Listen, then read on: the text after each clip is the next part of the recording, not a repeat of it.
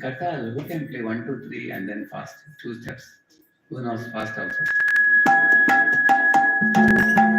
Now we learn those places.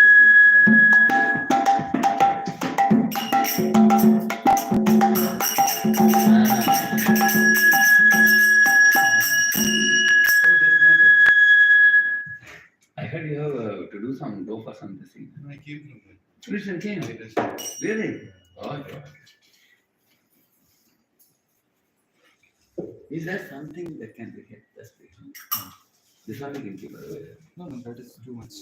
Hello, that is. I have some pillows. Sorry. I came by Amazon, you said, no? Oh, wait. I got it. Thank you. Right. Yeah, very nice. Now you should sit on this, right? It's yours. Yeah, I'm good. All right. Jaya Radha Sundar Hare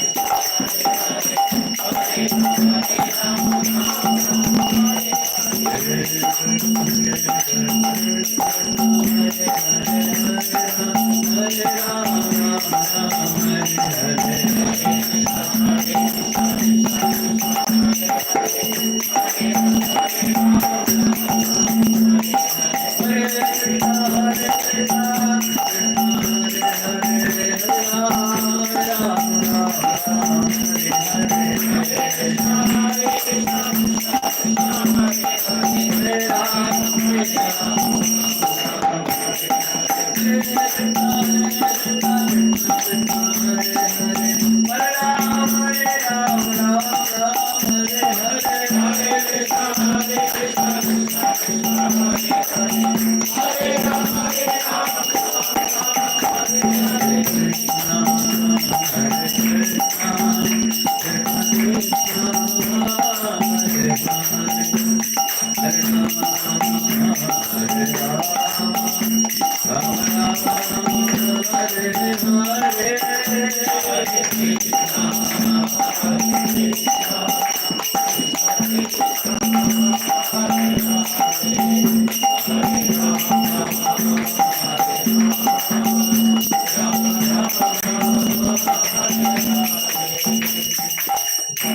Radha Manmohan की Shri Shri Jagannath Baldev Subhadra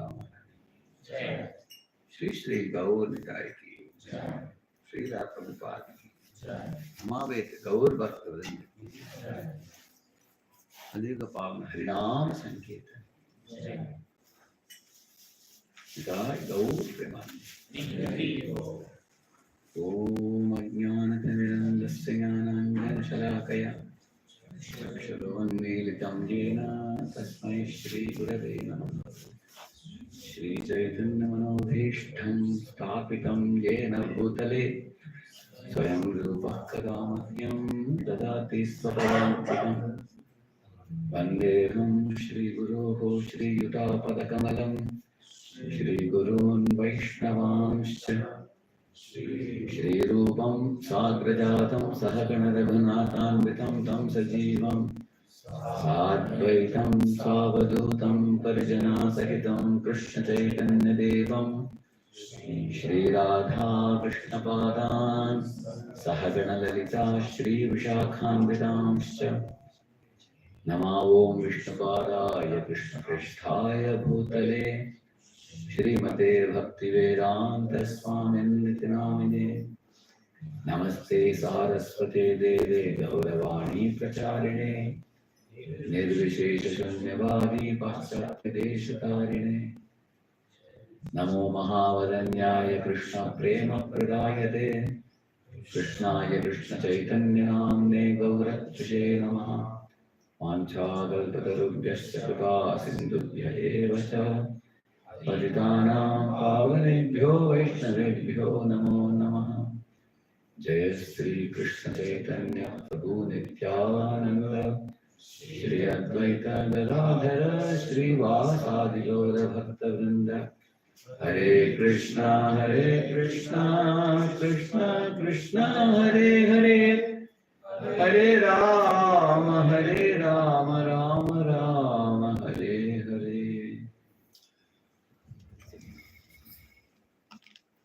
Welcome all of you.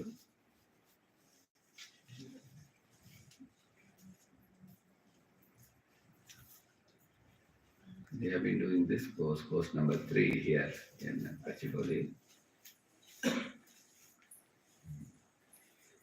So the first one we have already completed. This one is done.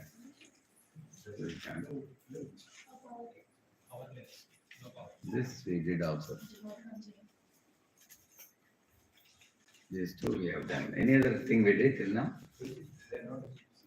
So they can't see it. Yeah. Sorry. Okay. No problem. Seeking divine empowerment, I think we did that. And then sincerity attracts grace, that also we completed. So one topic I am planning to touch today is chanting Hare Krishna attentively with absorption. It's a very important topic it is. So, hey, they can see if in YouTube they can see. Zoom they can see. In my Zoom ID only. Okay. In your mobile they can see if I type something. You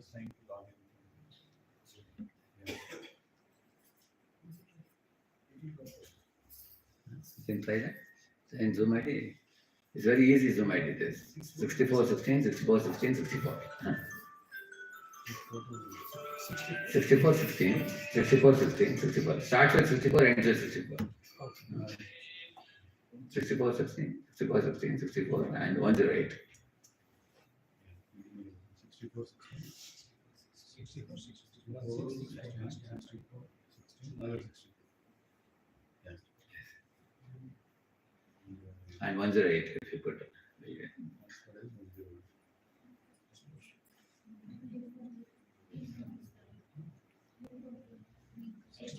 64, 16, 64, 16, 64.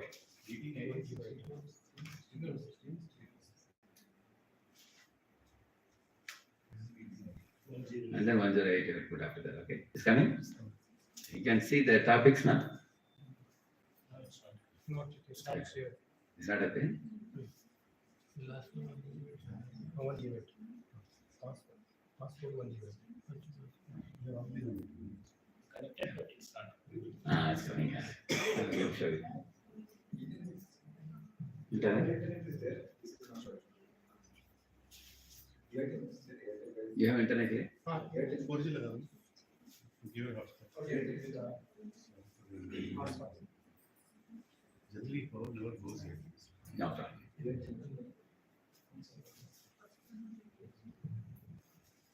These are going on this thing. You have a inverter. Very good. It should take more load than this, and they should come, but it's not. Get it fixed. Amal Mahaprabhu said next time on will come. They have some big work today. Okay. All of them. He wrote to me also. Also, you all had certain Prabhu's morning our Mahabharata, no? Yeah. It might be a bit hectic for devotees, I feel. Morning you had in this program, one more program here.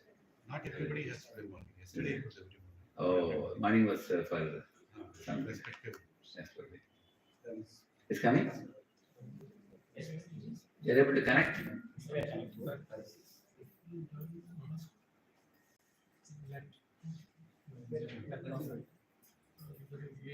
Because if you're able to connect, then I can type something, you can see it. They're waiting for that. You all found out? Yeah, we logged in. Logged in? I have to share it, I think, no? You're sharing it? Okay. Coming? What is the heading?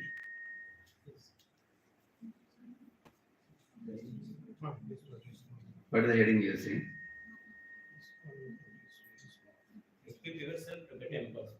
That's a course. That's a course we have been doing. Topic 1 and 6 we have done.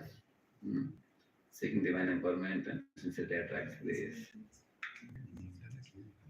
So the third topic, chanting Hare Krishna attentively with absorption. We will do that today. So let us. So I will take a sheet and I'll type something important things.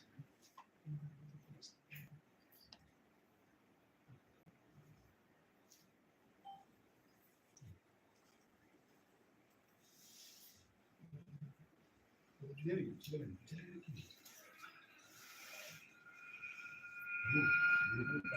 can see. I'm gonna get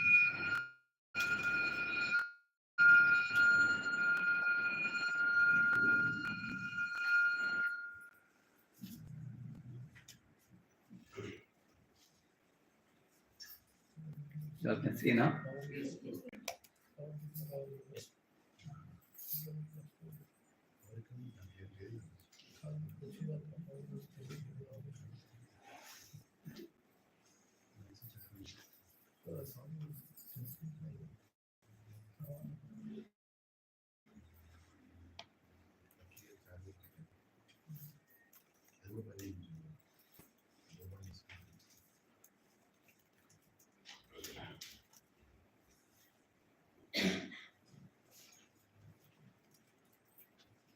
You all know this, right? United Coaching. United chanting is the mother of all offenses. It's a very stout mother of 10 children, which are 10 offenses. That is why this is a very important topic it is. That is one very dangerous shloka you might have heard. Bahu janmayari Shravana Kirtan, you heard it. Sabutana Pai Pade, Krishna Pade, Premadan, Chaturnavar. It says that even if one chants the holy name for many lifetimes,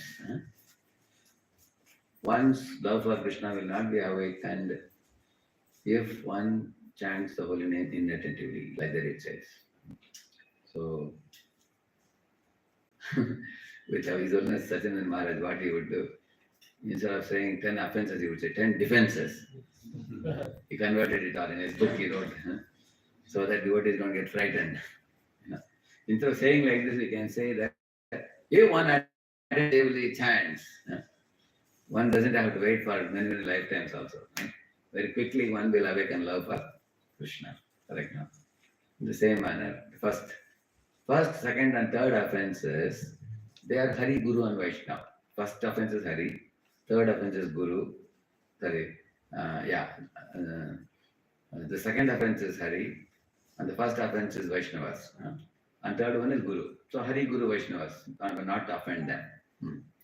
We have to respect those three. That's what we say, serve Hari, Guru, Vaishnavas. Hari, Guru, Vaishnava. And the fourth offense is offense to scriptures. And the fifth and sixth are offense to the holy name, because the fifth we think holy name is imaginary, and the sixth is we interpret the holy name with material vision. Seventh, we abuse the holy name. So 5, 6, 7, they are all directly offenses to the holy name. And eighth offense also, underestimating the holy name. Ninth offense is again abusing holy name by giving it to unqualified people. For example, will a father give his daughter in marriage to a drunkard or a drug addict, knowing well that he's a degraded fellow? Will any father do that? Won't do that. He'll be very careful to choose a proper spouse for her. In the same manner, we should not give diksha to any unqualified person. That's the ninth offense. So 5, 6, 7, 8, 9, all of them talk about erratic use of the holy name. Imagining holy name, considering that the glories that are spoken about holy name are imaginary, or misinterpreting holy name, or abusing holy name, or underestimating holy name, or awarding holy name to those who are not trustworthy. All these 5 offenses are all directly to holy name. The 10th offense is holding on to mental attachments even after understanding so many instructions from scriptures. That means that is also neglecting the holy name. That means you invite Guru to your house and Guru has come. And then you are very busy with other activities. You tell the Guru, sorry, I invited you, it will be offensive. So, therefore, neglecting the holy name, that is 10th offense. That means 5 to 10, all the offenses are against directly to the holy name. Only the first 3 are Hari, Guru, Vaishnavas. And the fourth one is sacred scriptures. So we should have great shraddha in the scriptures, and one should be careful in dealing with those first 3, Hari, Guru, Vaishnavas. And then rest of it all is in relation to holy name. Therefore, the proper understanding of the holy name subject is very important thing, because 5 to 10, all the offenses are in relation to holy name. So, and one of the reasons for inattentiveness, let us see. Where does the inattentiveness came from? Let us see.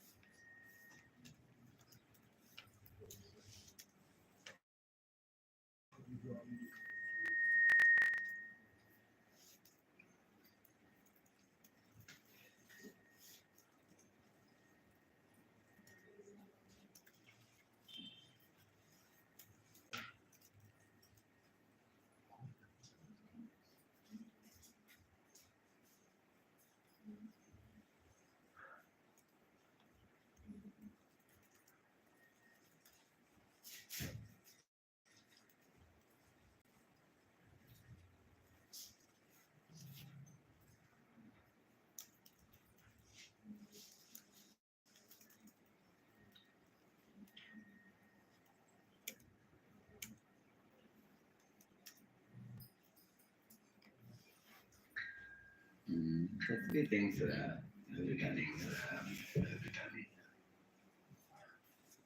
They have to mute it.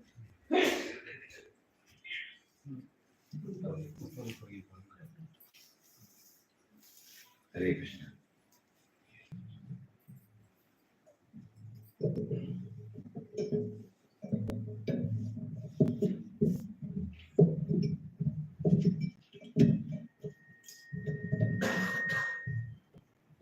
Yeah, Hare Krishna.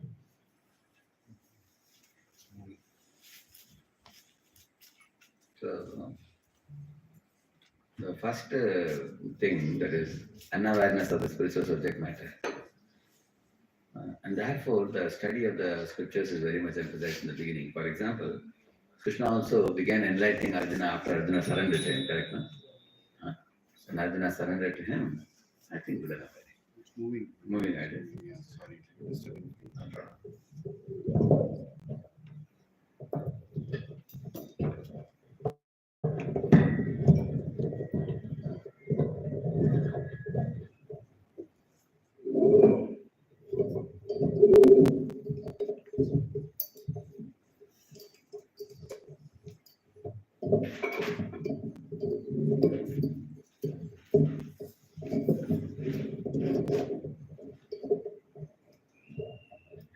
Great. Let us go one by one.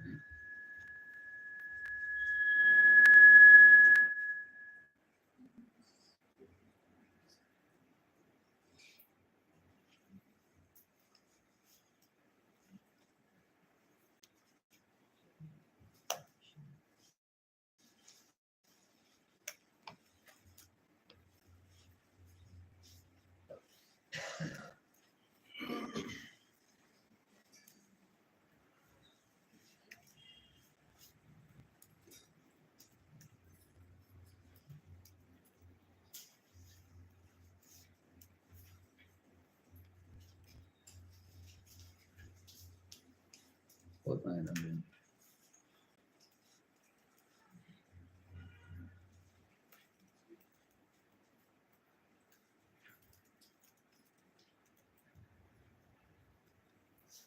You see, now Swatata Brahma is, therefore in Bhagavata Lord Krishna begins with the knowledge of the soul and body, correct? Very in the beginning. Swatata means avaran, tattva, avaran tattva. What type of person am I? Who am I? I am spirit souls. Why Krishna spends so much time in the second chapter between the verse 13 to 29? You may just think, it's just, you're not the body of the spirit soul. So Prabhupada says sometimes the knowledge is repeated for emphasis. Sometimes he begins with something familiar and then he goes to deeper knowledge. For example, in 13th verse, he just says, you are not the body, you are spirit soul. The Dehi or the spirit soul passes through the material body which is changing. But the Dehi, the spirit soul doesn't change. But then later on he says, then Vasansi Jiranani verse comes later on. There he says, now the soul not only resides in the body, it also moves from one body to another. And then he talks about the qualities of soul. Okay, what is the difference between the material body and the soul? He says that in Nainam Chindanti Shastrani, Nainam Dahiri Pavaka, Achenam Kledi and Tyapo, Nashoshedi Martha. It cannot be cut by scissors, can be burned by fire, and all that he says about the nature of the soul. And later on in 13th chapter, he explains, although the soul is so powerful, the soul is not God ultimately. There are two Kshetrajñas in the body. There is a soul Kshetrajña and there is a super soul Kshetrajña. Two are there in the body, and super soul is the master and soul is servant. He says. And therefore the soul has only ability to desire. That he explains in 5th chapter.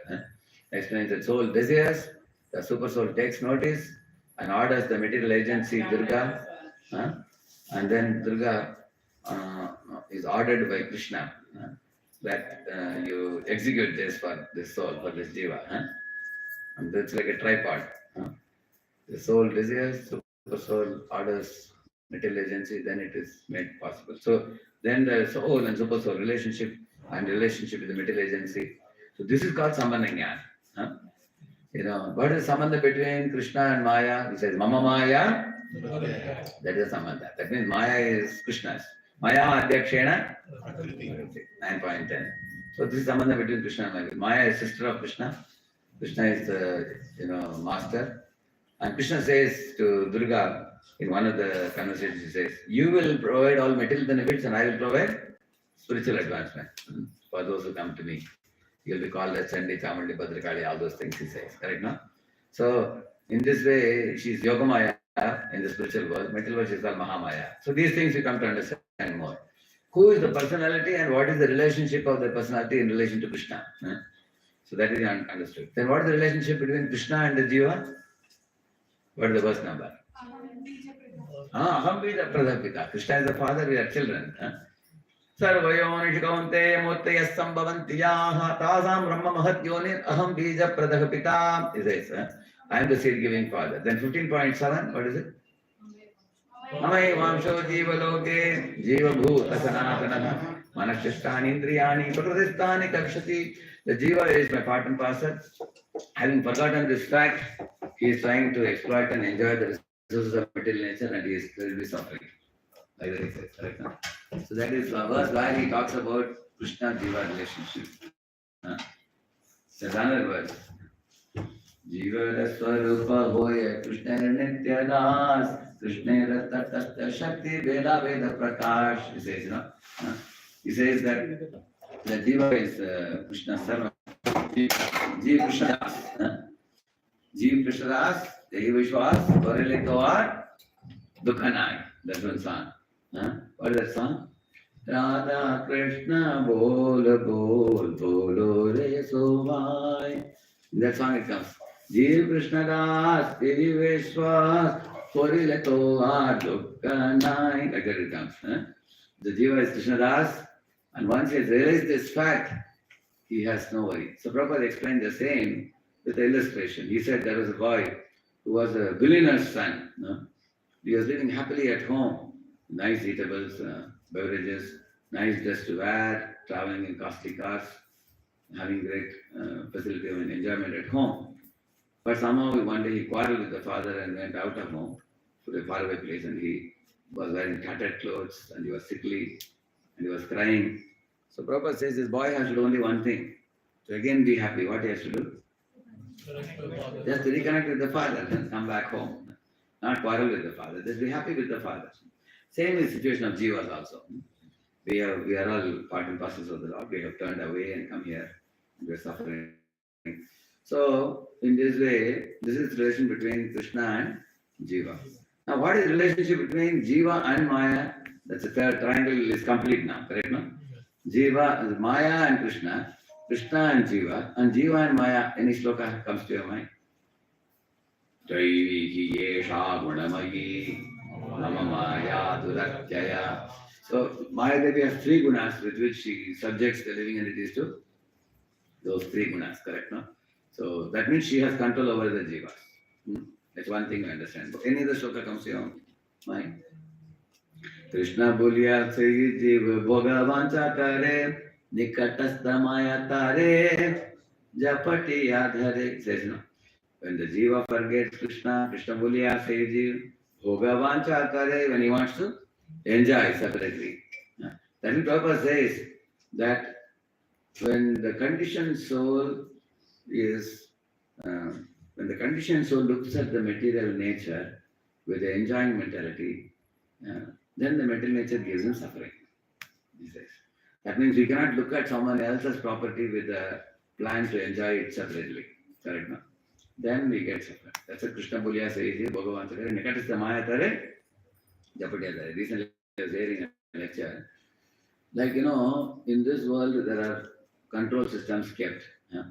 That one cannot loot others' property. If you loot, then they handcuff you. So the police handcuffs a person and stops him from looting. Another person doesn't loot by following the path of morality and ethics and spirituality guided by a teacher, correct? No? So once his hands are controlled voluntarily, another fellow's hands are controlled forcibly, correct? No? So in this way, Maya controls our hands forcibly when we exploit the material nature, correct? No? So in this way we understand. So Manashishtani, Indriyani, Prakritistani, Kashati. Kashati is only due to that. No? They're trying to enjoy. So in this way, then one more verse also is there. Krishna Bulya Saye Devana Vibahir Mukha Atayeva Maya Deya samsara dukkha. It says, because the jiva has turned away from Krishna, therefore the Maya wants to bring him back to Krishna's lotus feet. So she gives him some dukkha to impel him to wake up. Otherwise, he's sleeping. Prabhupada says, a mother made a sweet rice and the child was sleeping. He said, Beta, get up, get up. He was just turning this way, that way and sleeping. She gave a pinch. Boy jumped up. Why are you pinching me? Ah! He cried. She put a sweet rice in the mouth. And he ate sweet rice. He became very happy. Then he wiped his tears and ate more and more sweet rice. Similarly, Mahadevi wants to give us a pinch so that we wake up. Otherwise, we are ready to adjust and sleep. Oh, you are pinching, you are slapping me this side, I sleep this side. Like this. Most of the people is try to adjust and go on in this world, correct? So therefore, Mahadev is a pinch like that. He says, this is a relation between Maya and Shiva relation. So this Sambandha Jnana should be properly understood. So all these three will be very nicely explained if you read one verse. Although we can repeat that. Yaya sammohito jiva atmanam trigunatmakam Karopi manutenartham Tatkritam chavipadyate. One of the most beautiful purports. This is coming in the first canto, 7th chapter. What is the verse number? 6 or 7? What is it? You have found out anybody that verse? Yaya sammohito jiva. It's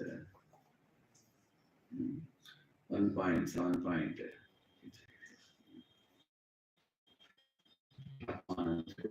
So, 1.7.5, yeah, 1.5. Very nice verse. So, there what he says, the Supreme Lord doesn't like to punish the jivas. The Supreme Lord wants the jivas to be happy. He is always happy. He wants the jivas to be happy. But the jivas are naughty. They actually don't cooperate with the Lord's plan for us. If the Lord's plan is ultimately good for us. See, when I was a kid, when mom wanted to take me to the market and give me an apple, I told her, look at that apple. I said, what is that apple? It was an apple balloon. Big apple balloon. I said, I want that apple. She said, hey, better, that's not apple, that's just a show. That won't satisfy you, my child. You eat this apple. I said, no, this I don't know. This is so small, that's so big. Anyway, she purchased both the apples. Before I reached home, this apple balloon burst, that's all. So it became so small and good for nothing. It was fit only to be thrown in the dustbin, that's all. I couldn't do anything. Although it was size was very big, very attractive, isn't it? So Maya's glamour is like that only. Therefore, this said, all that glitters is not gold. Maya's glamour is for fools. They said, it's very attractive from a distance. When you come near, it's only a source of suffering. And why is it suffering? Because I was attracted to that. When it burst, then you have lost that beautiful big balloon. So you cry that you lost it, and it goes straight to dustbin. You can't do anything with it after that. Right? Similarly, all the beautiful bodies of the living entities, or all the wealth in this world, all the name and fame, everything goes to null and void. At the time of death, everything is taken away. So one requires the vision to see that what is temporary, what is permanent. So the real apple. Then my mom gave me the real apple. Okay, now you write the real apple. Then that's very nourishing, isn't it? So the jiva also turns away from Krishna. Krishna is wondering, hey, why are you turning away from me? Your real happiness is with me. But jiva is turning away. Then Krishna says, okay, I can't punish this soul. It's my part and parcel. Then he arranges his sister to punish. Okay, Durga, you do the needful. Bring that fellow to track. And Durga has her ways to bring us. So that's very nicely explained in the purport. Yaya sammohito jiva. Very, very beautiful. Prabhupada make every word is chosen words Prabhupada is using. In this way, the most important thing I will tell you, 4.10 Bhagavad Gita says this.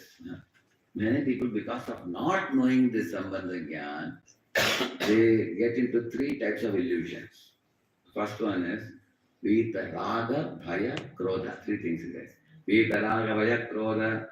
And then he says, what is the next line? Vita Raga, Bhaya, Krodha. Manmaya Mama Pashita, Bahavo Jnana Tapasa, Puta Manpava Magata. be the means to give up. If you want to be a devotee of Krishna, you have to give up these three things. What are they? Raga, Bhaya, and Krodha. Raga means some people are extremely attached to material forms in this world, due to which when they see the Radha and Krishna forms also, they think dirty things. They can't see their forms to be spiritual. Krishna's childhood, beautiful Balya Leela, and then his Gocharan Leela, and then the Leela of the Krishna with the gopis. These are Leelas of love. Actually, the absolute truth is always self-satisfied. Supreme God in his ultimate state. He doesn't actually need anyone and anything. But Radha Krishna Pranay Vikriti Kladini Shakti Asmat Ekatmana Api Bhuvikura Deha Vedam Gatautav. Deha Vedam, he says. That one supreme truth has done Deha Vedam into two. They have manifested in two forms. So, by such manifestation, Radha Krishna Pranay Vikriti Kladini Shakti Asmat Ekatmana Api Bhuvikura Deha Vedam Gatautav. चैतन्याख्यं प्रकरणमधुना तद्भयं चैक्यमाप्तं Radha भावद्युति सुवलितं नौमि कृष्णस्वरूपम्. So they both are covered in this. It's a beautiful verse it is from the Swarup Damodar's Kadachi verse obtained. So first two lines talks about Radha Krishna. Next two lines talks about Chaitanya. He says Radha Krishna Pranaya Vikriti. Pranaya, what is Pranaya? Pranaya is the deep form of love. Prema, Pranaya, Sneha, Raga, Anuraga, Bhav, Mahabhav. Like that, there are different levels of love. So, Radha and Krishna's love, Radha, Krishna, Pranaya, Kriti, Hladini, Shakti Rasma. Hladini is personified potency. So, but how did she come? He says, Radha, Krishna, Pranaya, Kriti, Hladini, Shakti Rasma. Ekatma now. They are Ekatma, means Radha, Krishna, Ekatano, Dui, Deha, Dari. Same thing Karadas Goswami says. Radha Krishna Ekatanu Dui Dehadari Anyanya Vilasakare Aswadana Kari. He says that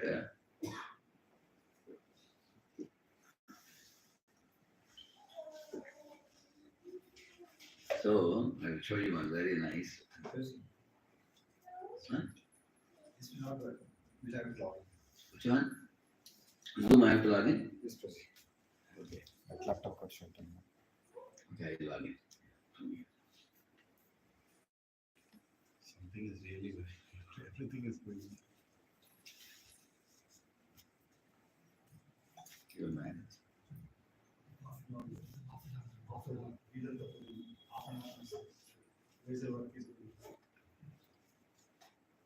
I will join in my Zoom. Okay.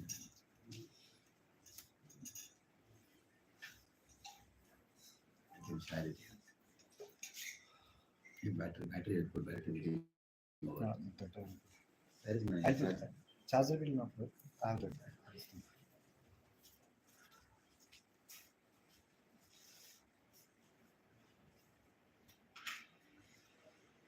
So when does the connection works? No. How do you can give me a connection? Just 1 second. When does the No, connection? no, that will not work. Which one? iPhone. Who has Airtel here? Anybody has Airtel? Wi-Fi share. Wi-Fi is that. Whose Wi-Fi is good? One of you can give me. Yeah. No, take it. What is the name? Name.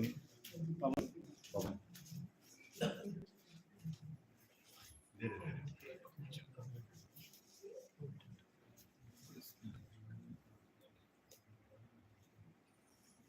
Pawan's iPhone, yeah. Password please. Double nine. Double name. 1 minute. It's coming slowly. Okay.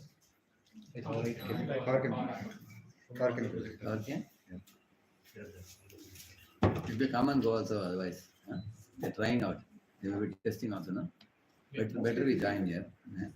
Double nine 126 1, 2, 6. 00 546. See, they may be trying.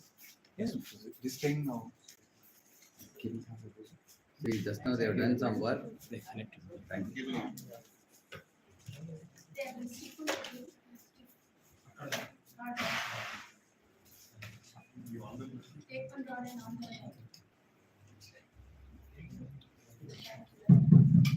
I'll join from here, no problem. Hey, why meeting password was incorrect, you see? 108. I see 108, 108. That is okay. See? You might have login.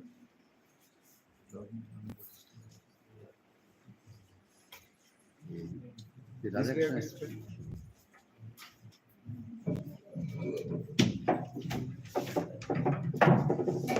It's not there only.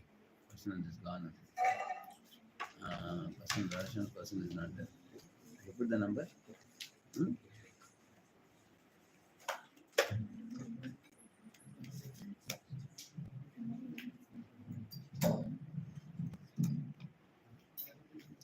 Yeah, I am there. Oh, you can keep the wired. This one. Keep the wired. Okay. I should do this thing. I should put this one. Audio mute. Yes, please. Now power is there. I can do. No, you can go anytime. See, again, lot of time to be wasted. Let us do with this one. Let's Okay, keep then we both. can start. Let's keep both. Should I open? Yeah. Hare Krishna. So I will share that. Let's keep both of them. You can see. Yes. Okay. So, I was telling about this Radhakrishna. I want to show you something.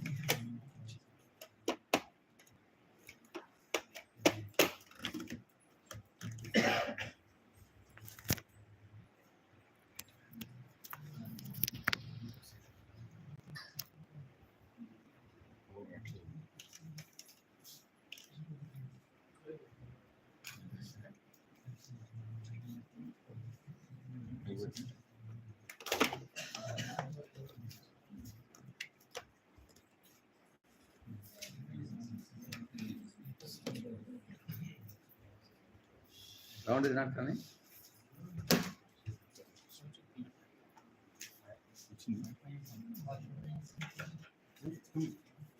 You have to connect your sound. Hare Krishna. I can use here this one Yeah. for sound.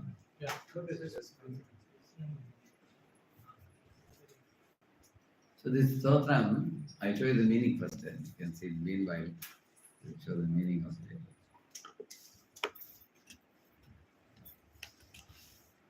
See, this is what the Stotram will come now, just now. In a few minutes it will come. So when he is reciting the mantra, I will show you the translation. This is from Brahmanda Purana. Very beautiful recitation. You can see.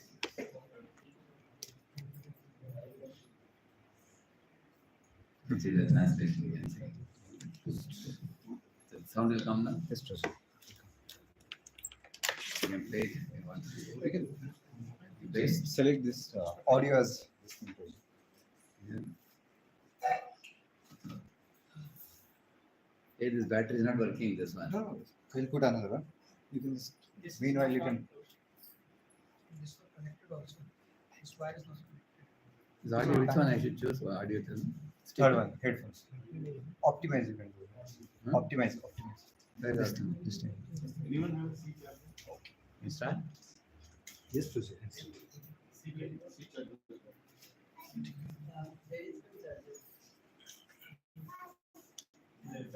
Already started.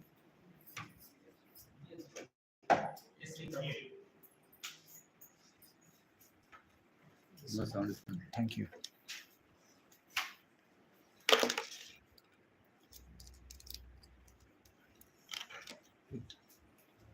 Already going on. Big. Here is already going on. You can remove all this. Ah. I can just put this. Yeah, many connections No, here no. connected. I can just put here. You can- Take this. Why are you wasting the Because it is not coming there only. That is. there? Okay. Sound is not coming. You remove the Okay, sound. I Prasad, will you keep this one. You remove the sound. It is not for sound.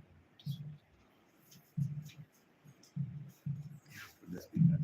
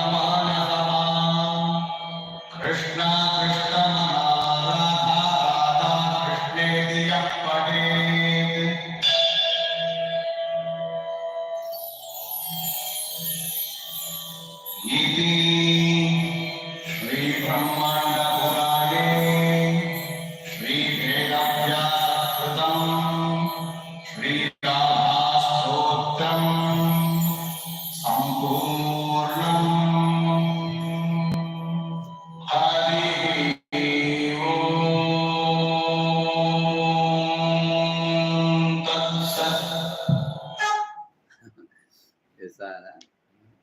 That's a beautiful prayer. It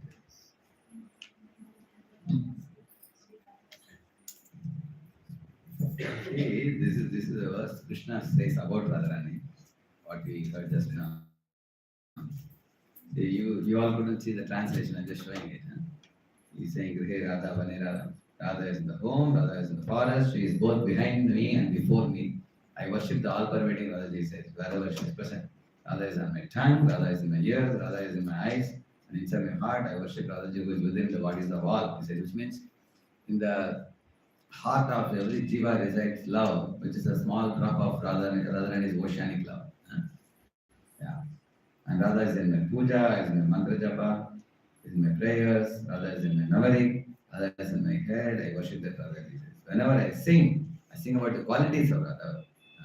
Everything. What are the qualities of Radha that he sings about? She is like a Chataka Pakshi, who is not attracted to anything else other than the loving service, right now, other than devotional service. I eat, everything I eat is Radha's prasad. Wherever I go, I always remember Radha. Radha is in the night, Radha is in the day, I worship Radha. And Radha is the sweetness within anything that is sweet, or anything that is important. Radha is the most important and not, and of everything that is beautiful. Radha is the supreme beauty. I worship that Radha Jesus. And then Radha is an ocean of nectarian rasa. Radha is the flower bed of all good fortune. Radha is the foremost gopi of Raja.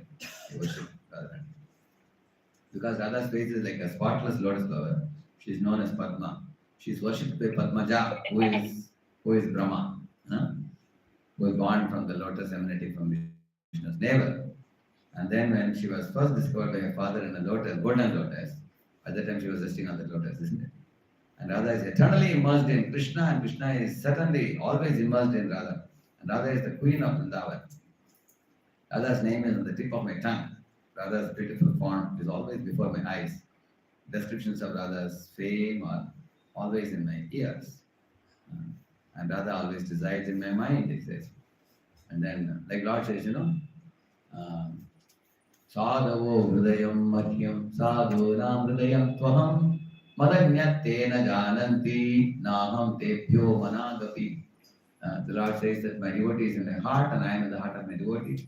My devotee does not know anything other than me. And I don't know anything other than my devotee. Same thing there he says. Whoever regularly recites with great care this prayer spoken by Sri Krishna will attain loving service of the feet of Sri Radha Krishna. Srimati Radhika worships Sri Krishna in her heart and mind, and Krishna worships Srimati Radhika in his heart and mind. Sri Krishna attracts Radhika's heart and mind, and Radhika attracts Krishna's heart and mind. Whoever lovingly recites this prayer will become similarly attracted to the lotus feet of Sri Radha and Krishna. Like that is a very beautiful, prayer. So that is why I was telling you that the Sambandha Jnana is very important. The Sambandha Jnana, the relationship between the three things, that is Krishna and Maya and Jiva, which was explained by Lord Chaitanya Mahaprabhu to Sanatana Swami. In 3 months he explained it. So awareness of this properly is important. So that the 4.10 verse, what it says is Vita Raga Vayakroda. Some people, Raga means they are materially attached to the material forms in this world. And when they see the spiritual forms of Radha and Krishna, they think of that also to be material. So they develop a fear. Oh, in this material world, I got so frustrated with so many people. When I go to spiritual world, there also there is going to be some form. So they have abhorrence or hatred for any form. They think all forms are pain producing. That's the conclusion, which is a wrong conclusion. You see, if somebody was told, Ekadashi Day Makhana is very good. You can take round on Makhana. But somebody had brought something from the market. They had a round thermocol. You see round thermocol? He put something in the mouth. It was like rubber. There was no taste. He developed a hatred for makana. Real makana, if he ate with salt, he will never want to stop eating. Correct, no? Somebody has to tell him, stop now. Isn't it? It's very delicious. Very crispy. Very tasty. Correct, no? So, in the same manner, somebody has seen the material body, how obnoxious and horrible it is. Having seen that, they think well, spiritual bodies are also dangerous and things like that. Therefore, he develops fear. With raga, bhaya, and krodha is what? After having heard multiple philosophies, he gets thoroughly confused. What is there? Somebody saying Dvaitam, somebody saying Advaitam, somebody saying Vaidadvaitam, Siddharthaitam, Vishishtadvaitam, so many complicated philosophies people are speaking, and he doesn't agree with any of them. He gets confused, and he finally becomes an atheist. There are people like that. Therefore, there is one very famous verse: Sri Chaitanya Prabhu Mande Yad Balobi Anugrahat Tare Nana Matagraha Vyaptam Siddhanta Sagaram. Very, very amazing verse. If you put a baby in an ocean, and imagine the baby is given a task to cross the ocean by swimming alone and reach the other side of the shore of the ocean. And while swimming in that way, there are big man-eating crocodiles and timingalas and sharks coming to attack the child. But the child is unaffected. Like that, he says, the jivas are compared to a small baby, and the ocean is compared to the different siddhantas. Right now, Siddhanta Sagaram. And in that Siddhanta Sagaram, who is floating? Big crocodiles like big diggaj people like Sarvabhattacharya and the kind of people. Big people are floating in that, and many people are trying to destroy the tender bhakti that is arising in your heart by speaking so many bogus philosophies. Many people are there. But even though you are surrounded by so many of them, if you have Lord Chaitanya's mercy, you can be like a small tender child and can cross over the ocean of mental existence and reach. Amazing, man.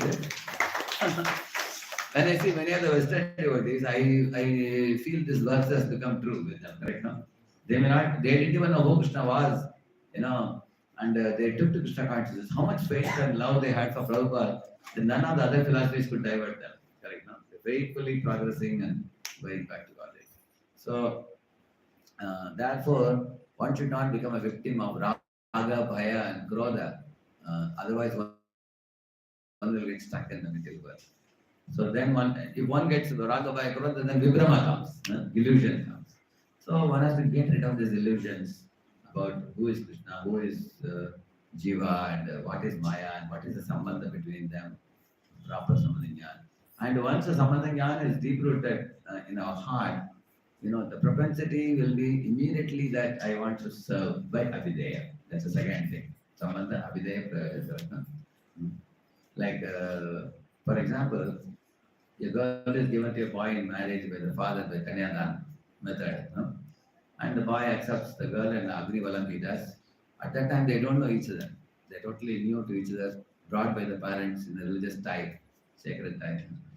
So, but eventually, when she cooks for the husband and then she cleans the home and then interacts with the husband, eventually they develop such a bond, and within the next 3, 4, 5 years, they become inseparable. So much so that even for a moment they will not be separated. Their minds and hearts become intertwined, entering into one another. You will see that. How did that happen? Through the service. And that affection becomes more thickened. He says. Similarly, the Jiva also has forgotten Krishna, and the Guru is the one who arranges the sacred tie between Jiva and Krishna to be revived. He puts the Jiva back in connection to Krishna. And through the Sevon Mukhe Jihvadav, Swayameva Srapjadaha, he says. So immediately that affection for Krishna gets awakened. Just like a red hot coal is hidden with the ashes. As you blow the ashes, it just comes up. Like that. So 3 verses are very important, that connection. I'll tell you what are those 3 verses. One verse is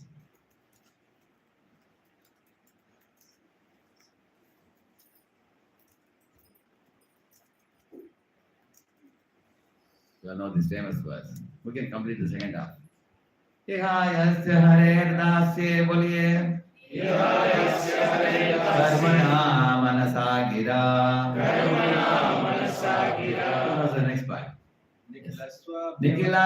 vyavastasu jivan muktasya uchyate. See what this verse says, when a jiva understands his servitorship to Krishna, with body, mind and words, one should serve Krishna. By that what happens? You become a jivan mukta. Jivan mukta means you become aloof from the material body completely. Just like coconut, if you put it in nariyal, big nariyal, if you put it in water, after 2-3 months, it will come on solid. You've seen that? Even the supari also. You've seen that? It's a cover is outside and that inside thing is separate. They both have become aloof, separated. Like that, we also will come to a clear-cut realization. I'm not the body, I'm spiritual, I'm Krishna Dasi. You realize it if you engage our body, mind and body. But what happens in our chanting? Our body moves the japamala and completes the chanting. But our words also, gira also may be engaged, maybe uttering the mantra also. But the manas doesn't come. And for the mantra, man is very important, correct? No? Because the fellow to be purified is who? And that's why it doesn't come. Correct? No? Sometimes in one of our brahmachari classes, I started the class, we started the class at 3 and ended 4:30. 3 o'clock. Some people didn't come. Some came at 3:02, 3:05. They were a little late. So one class, the whole class, I gave on importance of punctuality. Correct. And fellows whom I want to chastise, they were not there in the class only. At least the other fellows came little late. So sometimes it is seen in this world, the good fellows become more good. And the fellows whom we want to rectify, they never get rectified. Anybody had this experience? Correct. Very amazing one it is. That makes us detached also. That is true. Like our Ranga Maharaj became detached from Vena. Then the point is what? Why am I saying this? Sometimes, Karmana Manasa Gira, he says that when mind doesn't come, mind goes away, other than the mind, the body is coming, sound is coming.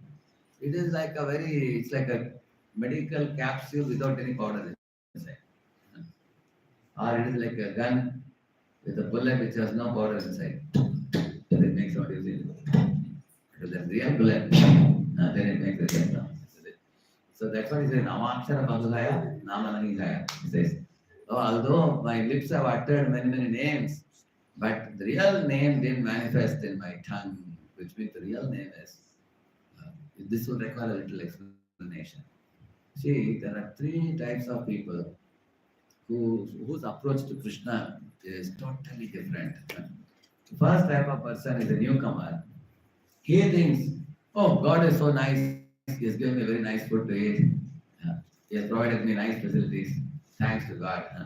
So in this way, he thinks, I am the enjoyer and God is a provider. He thinks like that.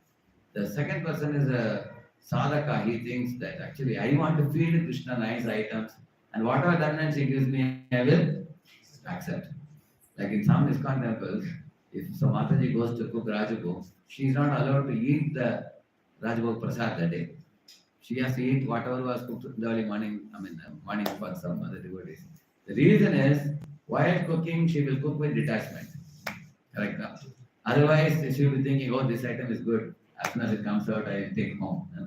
She will think like that. Therefore, they don't eat that. Right now. So that means the second category devotee is one who cooks for whose pleasure? Krishna, Lord's pleasure. And third type of devotees, they not only act for Lord's pleasure, they do everything in ecstasy. They do it with love. The second person is doing out of duty. The third person does out of love. It's a big difference. Like a servant maid taking care of a child is done out of duty.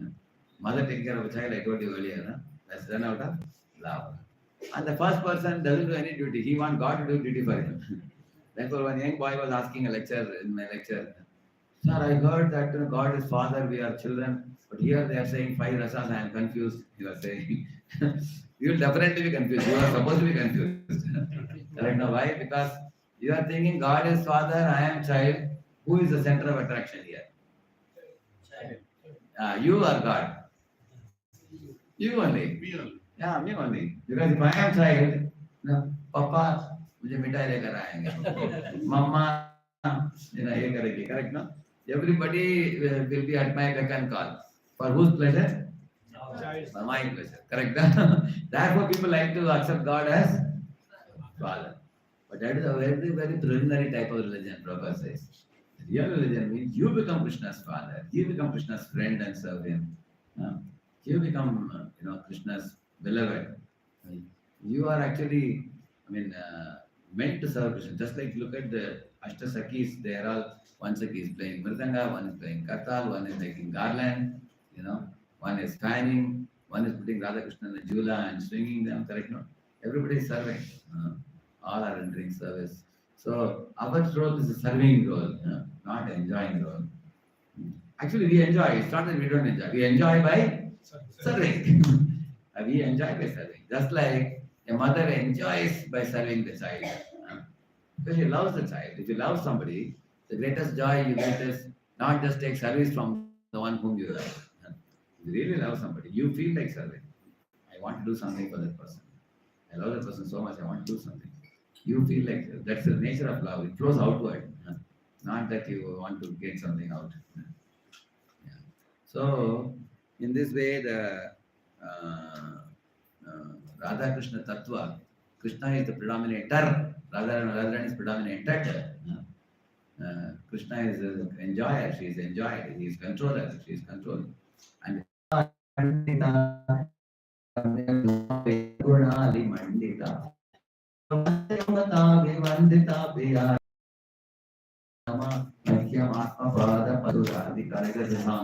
is it? Rasa Rasa Kirtan Dharma Sakkalali Pandita in all the activities, all the different activities of dramatizing, mimicking, cooking, and all those things, like making rangoli and everything.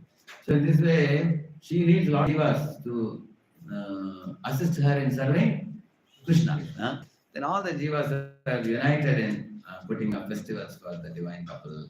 Just like we, so in ISKCON society, Prabhupada has taught us how we all can come together unitedly, putting up festivals for the pleasure of the divine couple.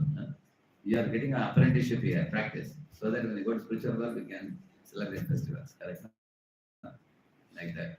So here is a very, very important point coming.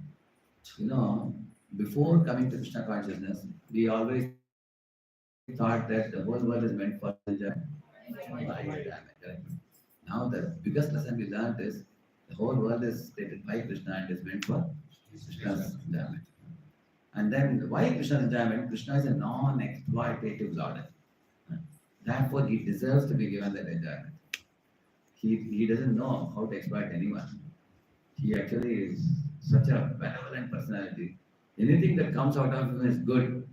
You can imagine, even those whom he kills, he gives them awards of liberation, or even Swarupas. What to speak of those whom he will embrace? One Sudama, from him, he just took some chipped rice, and what happened due to that? You saw. Little bit, if somebody gives something to Krishna in return, how much he gives? Draupadi gave him one strip of cloth, and he gave her unlimited saree. The fruit vendor lady gave a little bit of fruits, 20 rupees fruit she gave, and got 20 like, jewels and everything. This is his nature. Anything that comes out of him, actually, you don't have to go to spiritual world to know his nature. Even in the material world, you can see how wonderful creation he has done.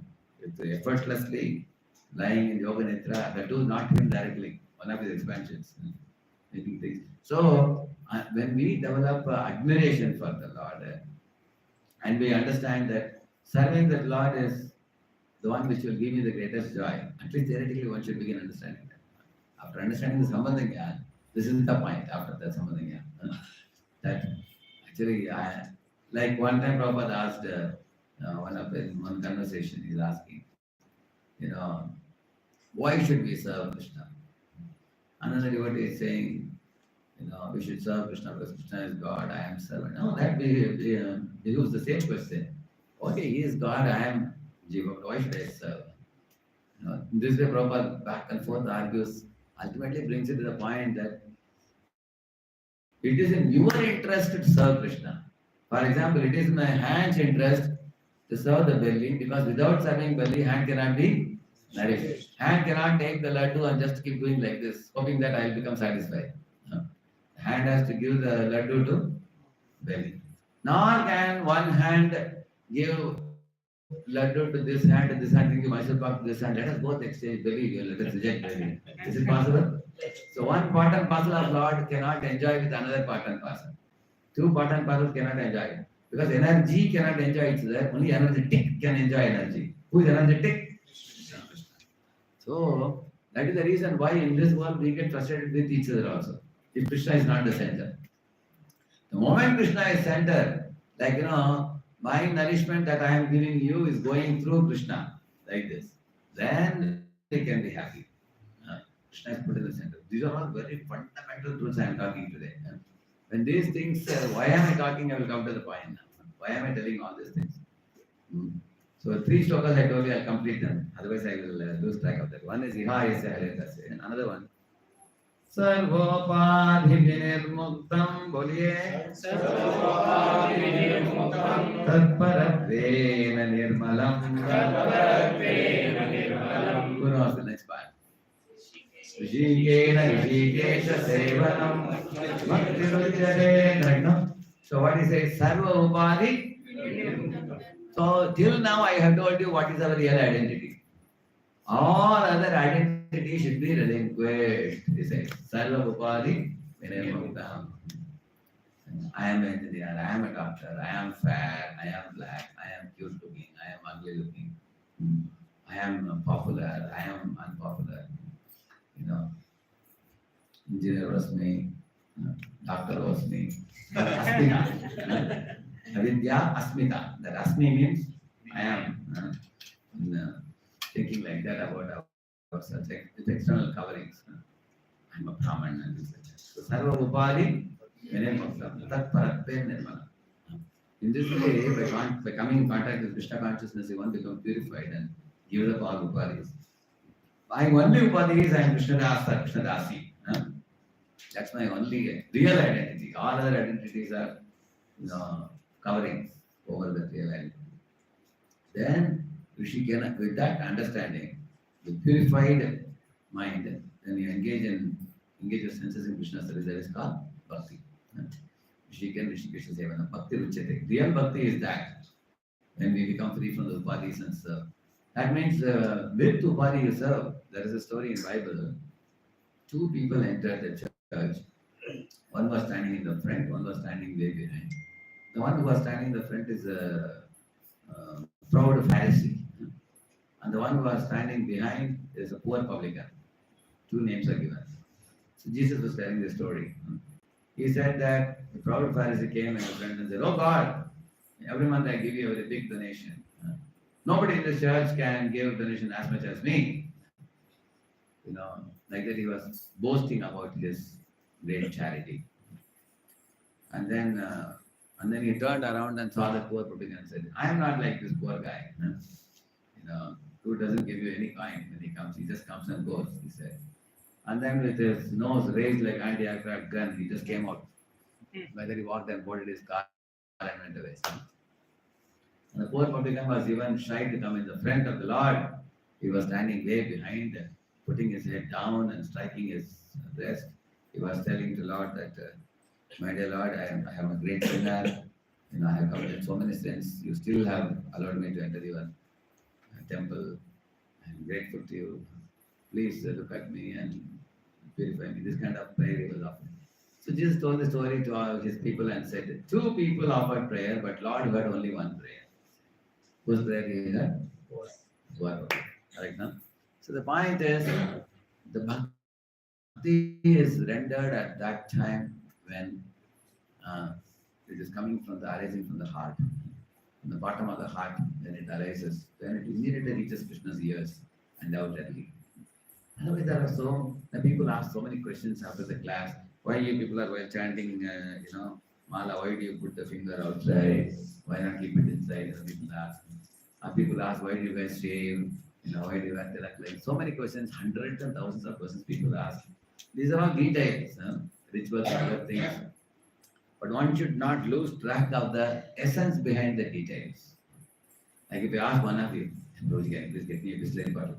They say, and if someone give me empty Bisleri bottle, would you want a Bisleri bottle? Take it. So he'll ask you, this is what I asked you. I can prove to you, I have recorded also, you said only Bisleri. Yes, I did ask for Bisleri bottle, but what was my intention? Water. Otherwise, you can give me, instead of Bisleri, give me in a glass also. Correct? No? You know, the outer thing and the anything, the substance I wanted was, similarly Krishna says, bring your bhava. No? He says, other than, it can be, the bhava can be given to me through a flower or a fruit or milk or water. And even if you don't have anything, you can even give it all in your mind also. By Manasa Puja, like the Pratishthanapur Brahman, sitting in the bank of a holy river, he was creating, when he was making all the vessels and everything and putting sweet rice and put his finger and thought it burnt, isn't it?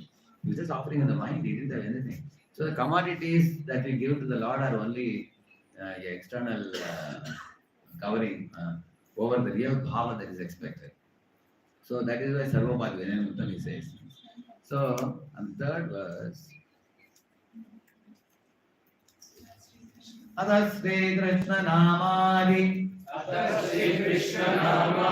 Navaved Grahyam Indriyaihi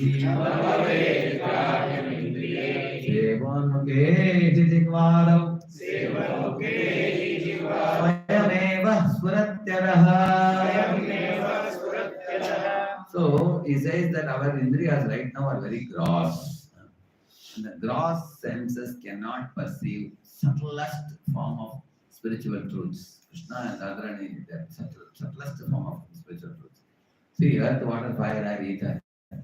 Beyond that, man, buddhi, ahankar. Beyond that, Atma. Beyond that, Paramatma. And then Paramatma is only a plenary portion of the Lord.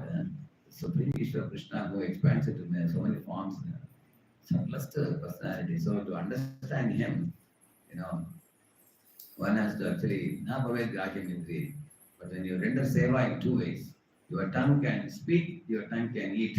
Eat only prasad and chant only holy names. Keep the tongue pure, which means don't eat unoffered food and don't speak any prajalpa, useless nonsense. Either he says that gradually you will become purified to recognize all the spiritual truths. One has to restrain the tongue, both in terms of eating and in terms of speaking. Make sure that when a pure vibration comes out of the mouth. In this way, 3 verses are very important for us to increase our attentiveness. So, now what happens?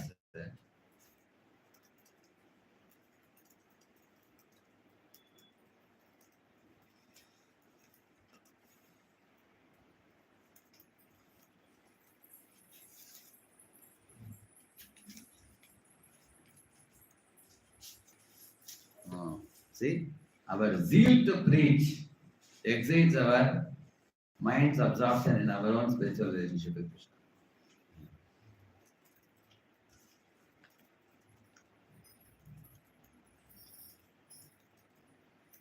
Correct now? This is the cause of mind wandering during japa. Because as soon as we sit to chant the holy name, immediately we get into a plan-making mode with the intelligence. The mind is consulting intelligence, and intelligence is making many plans. We have many important things to do. The important should be put in quote unquote. We have many important quote unquote things to do.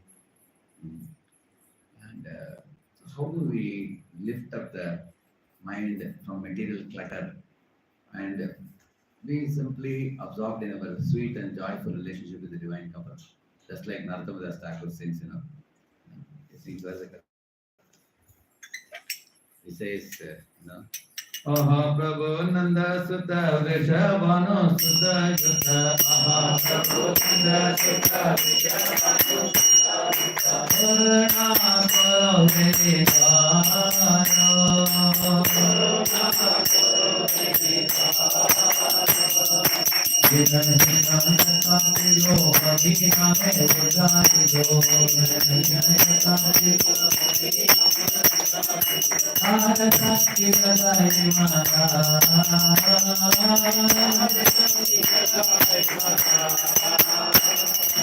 Aha Prabhu Nanda Sutta Vrishabhanu Interesting.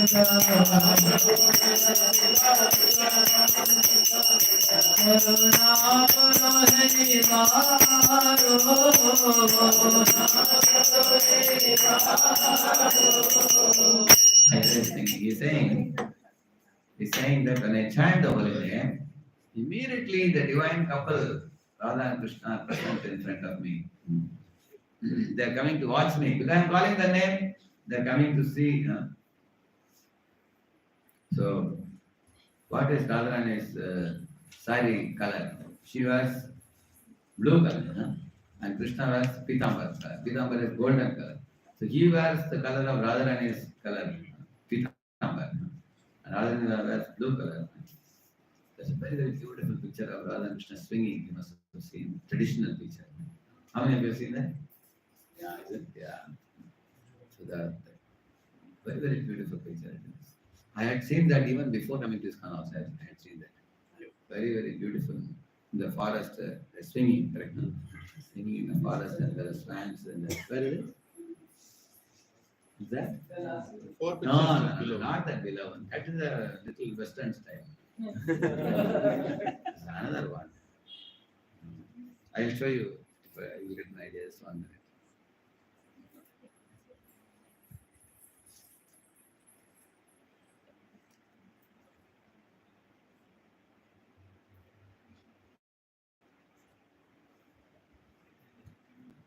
This one.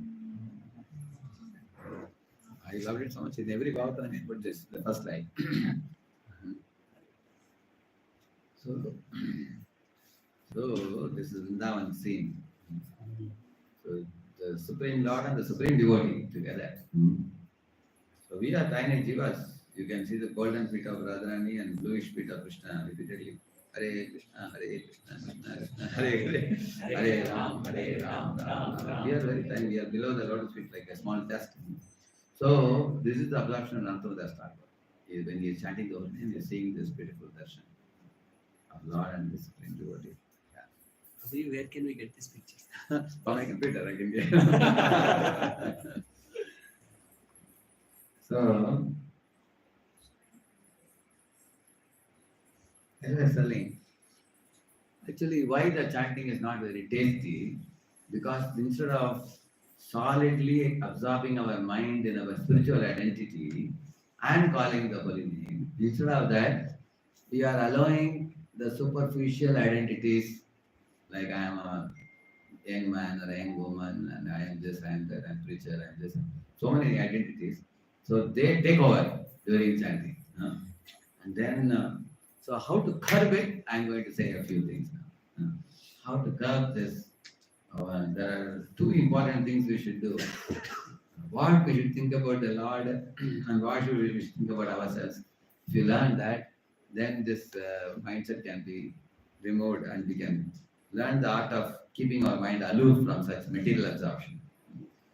You see, there is a, I don't know whether this is going on, these people are the Zoom devotees are going on. Huh? From there it's going on. I don't have to, it's out, I think I have come out. Okay. You are showing that? Okay. So,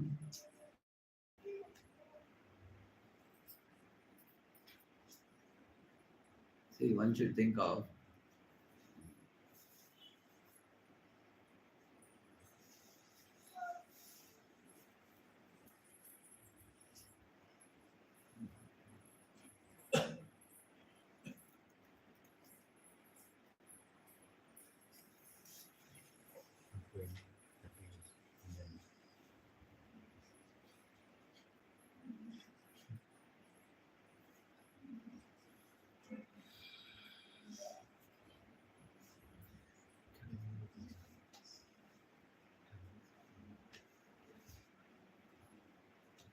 this one, the very famous one. Okay, I will show another.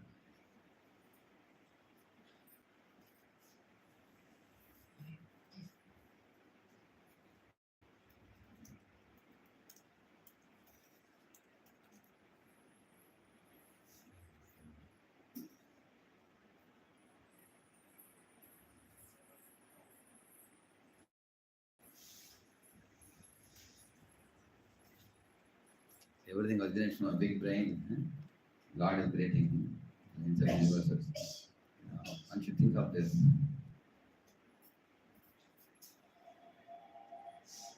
So the yogi is thinking, yeah.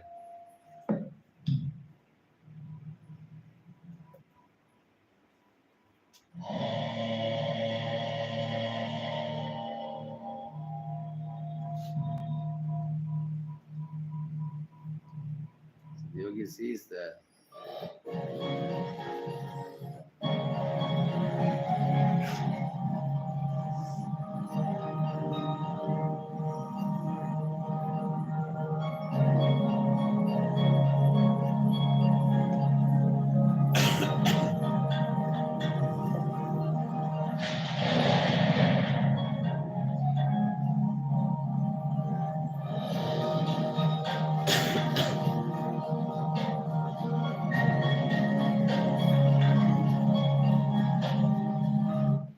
see, like this one should think. Lord is creating millions of universes effortlessly lying in the causal ocean, isn't it? And then this is inside the universe. What is this Vishnu's name? Sarvakshayishna. Because he's Pankajanabi, that's the way you identify it. From his navel comes Brahma. It's born. So in this way you find, and this Lord is just relaxing, and by the twinkle of his eye he can cause pralaya also. The waters can rise, and up to the Mahatloka the water rises. So he is like the soul of the universe. Who is this Vishnu? Shirodakshaya Vishnu. Because Brahma and Devadasa are going on playing prayer. He is the real question about Shredadvipa. And who enters the heart of all jivas. So in this way, the yogi should think about the vastness of the universe and the greatness of the Lord and our insignificance in that universe. Like Prabhupada told Amash Maharaj, how small we are. Emanates all the three worlds, both spiritual and mundane. Everything rests in me, Arjun, just as you see pearls hang upon a thread. Like the engine is pulling all the bogies, like that the Supreme Lord is pulling everything in the universe, Prabhupada says. So in this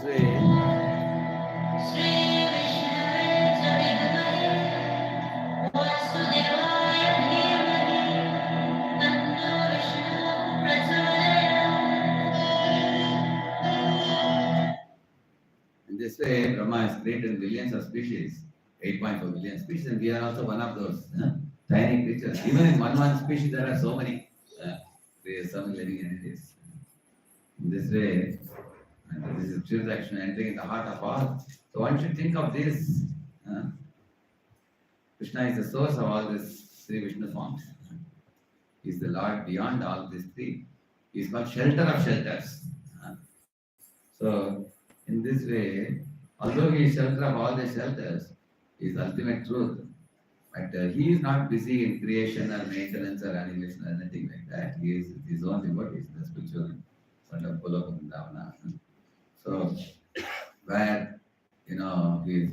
So this is a very important aspect of the Lord, where it says Nadasya karyam karanam cha vidyate nadat samascha vyadikascha drishyate parasya shatye dvividaiva shruyate svabhava vijnana pada kriya. So he just gets it all done through his energies. So in this way, so one should meditate on. So you can use this mic for normal.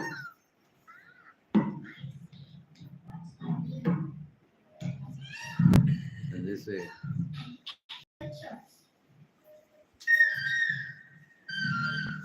Place.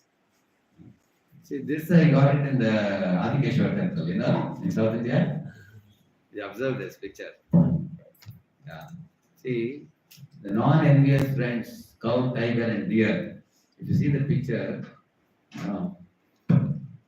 the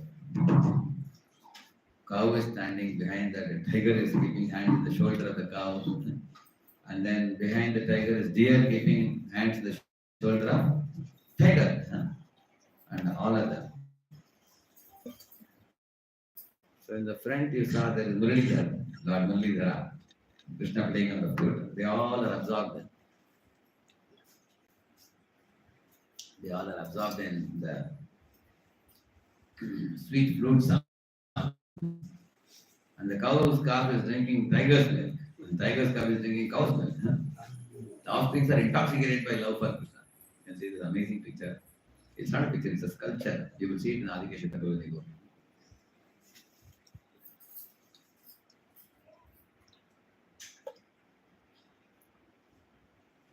Think about the greatness of Krishna, the form of Mahavishnu. What a famous verse.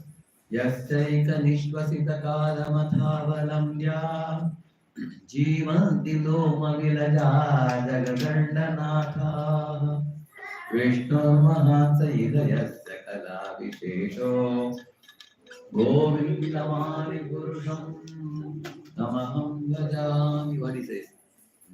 When Mahavishnu exhales and inhales, in that one Brahma is born and Brahma enters back into him. Isn't it? The universes enter back into him. The 3.11 trillion particle universe. See the vastness of time, greatness of his personality. That's why he's called Mahavishnu, correct, no? He's Mahan. Huh? One should think about that. And then as we proceed beyond this greatness of the three Vishnus who are doing great activities. See, Mahavishnu is omnipotent. Huh? And the Garudakshya Vishnu is omnipresent in every universe. He is the soul of the universe. And Kshirodaksha Vishnu is omniscient. He is all knowing because he is in the heart, no, of everybody.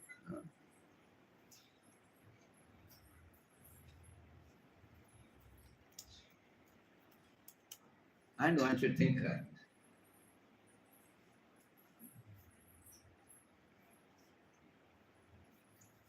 No sound is coming. Hey, no sound is coming. What did he do here?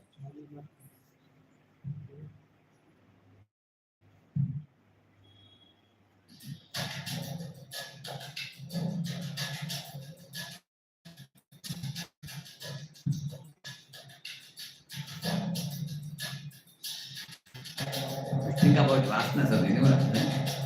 Let's see. 1 million kilometers, 10 million kilometers, 100 million kilometers, 1 billion kilometers.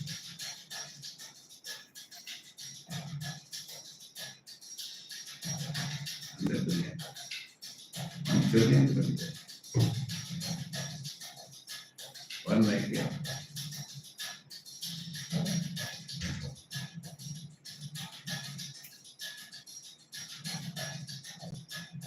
Use the details. Go beyond 1,000 light years, 10,000 light years, 100,000 light years. Now the whole galaxy is zero, you see.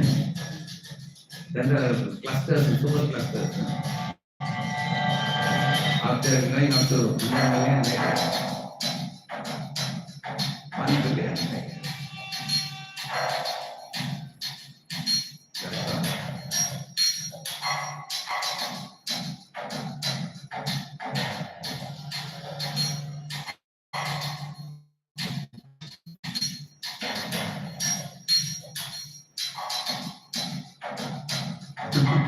Now they come there.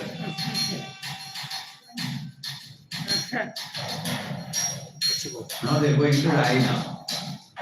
Eye body.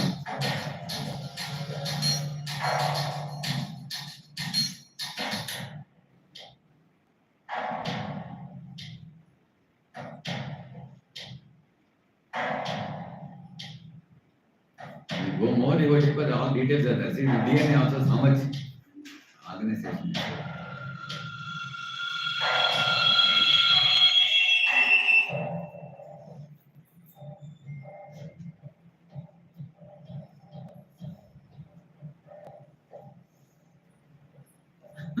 Even the nucleus is there.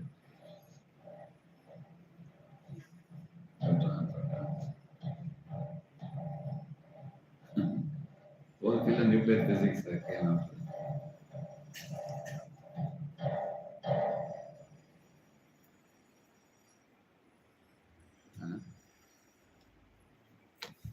So you saw, got an idea about. How? So when you think about the vastness of the universe and the at micro and macro, both level I showed you now, correct? No? So when we think of this, and who is the source of all these things is Mahavishnu here in this world. Uh, and the Mahavishnu is an expansion of Krishna. He says, is Kala. He says, Amshamsha. Like he comes from Mahasankarsha. He comes from above Mahasankarsha, there is a Narayana and Mula Sankarsha also. Mula Sankarsha comes from Krishna. That's why Mahavishnu is Amshamsh. So one should think about that. Actually, by contemplating on this type of truths, and not only that, Ishvara, Jiva, Prakriti, Kala, and Karma in this world, all are in action. So one thinks about how this world is being created and maintained and everything done by the Lord, then the Lord becomes the focus of our mental absorption. We take our attention away from ourselves to the Lord when you think about this. And Lord is very powerful because always He's absorbed in Yoga Nidra. Mahavishnu, you see like that. He's doing able to do great things. Many times we are not able to absorb in that yogic mindset. We become many times, we waste our mental energy in worrying about the past or planning for the future and such things. Mind flows outward. It's called as Durashaya ye Bhairattamaniнаha, it says. Considering external things to be purposeful. That's like I told you the example of apple balloon instead of apple, I told you, isn't it? So that's how mind flows outward. So this is one of the exercises we can do to withdraw our mind. Some people do breathing also. Why? Because when you do the breathing at the same rate, then the mind is said to be becoming calm because of the pranayama. Correct? No? And we sit in a Padmasana posture. Padmasana posture, what happens when you sit in Padmasana posture? The blood flowing below the navel gets arrested. So the blood doesn't have to flow down.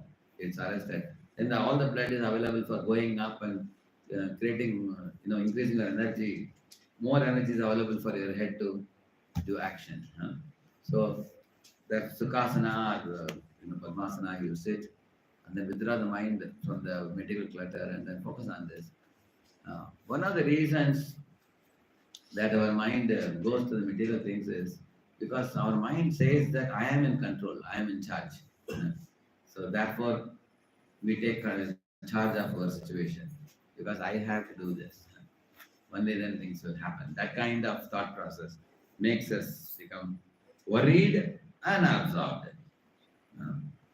So there was a king who told his minister that without him things cannot move. So the minister challenged him that, my dear king, even if you are out for a week, everything will go on as usual. So the king got offended.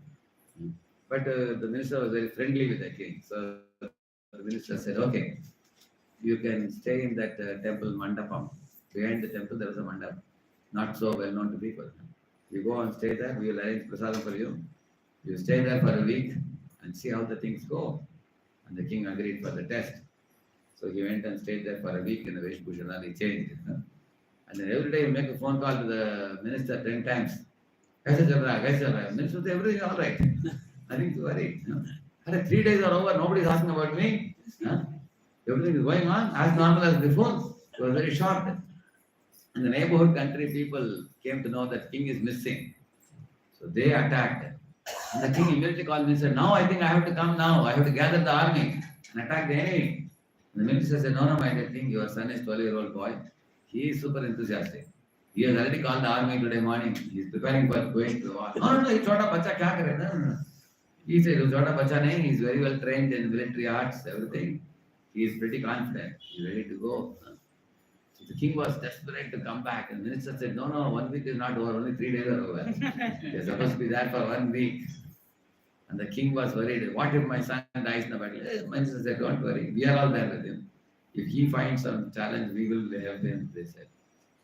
Then to his great surprise, the king's son conquered the neighborhood kingdom. He took up that kingdom also, got victory, and King was asking, "Oh, my son has become victorious. Please tell me what is happening now." He said, "All people are showering flowers.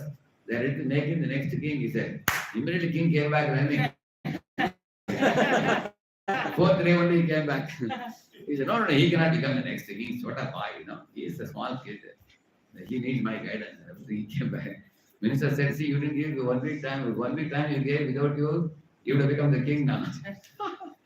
So, what we learn from this story, there is something called as law of displacement of water. You heard about that? Like, for example, you take one burden and take one bucket of water and you push the burden, like empty water, you push it like this, and all the water level will increase. And then you take away the burden, what happens? It will fill up that place. Similarly, when you create a vacancy in one place, that gets filled up. For example, I was a president, since 1997 in Pune. 95 I came to Pune. 97 became president. So 2012, the temple, new temple came up, NVCC temple. Now after that, I have many good successor devotees like Revatipati Prabhu, Sri Gulchan Prabhu.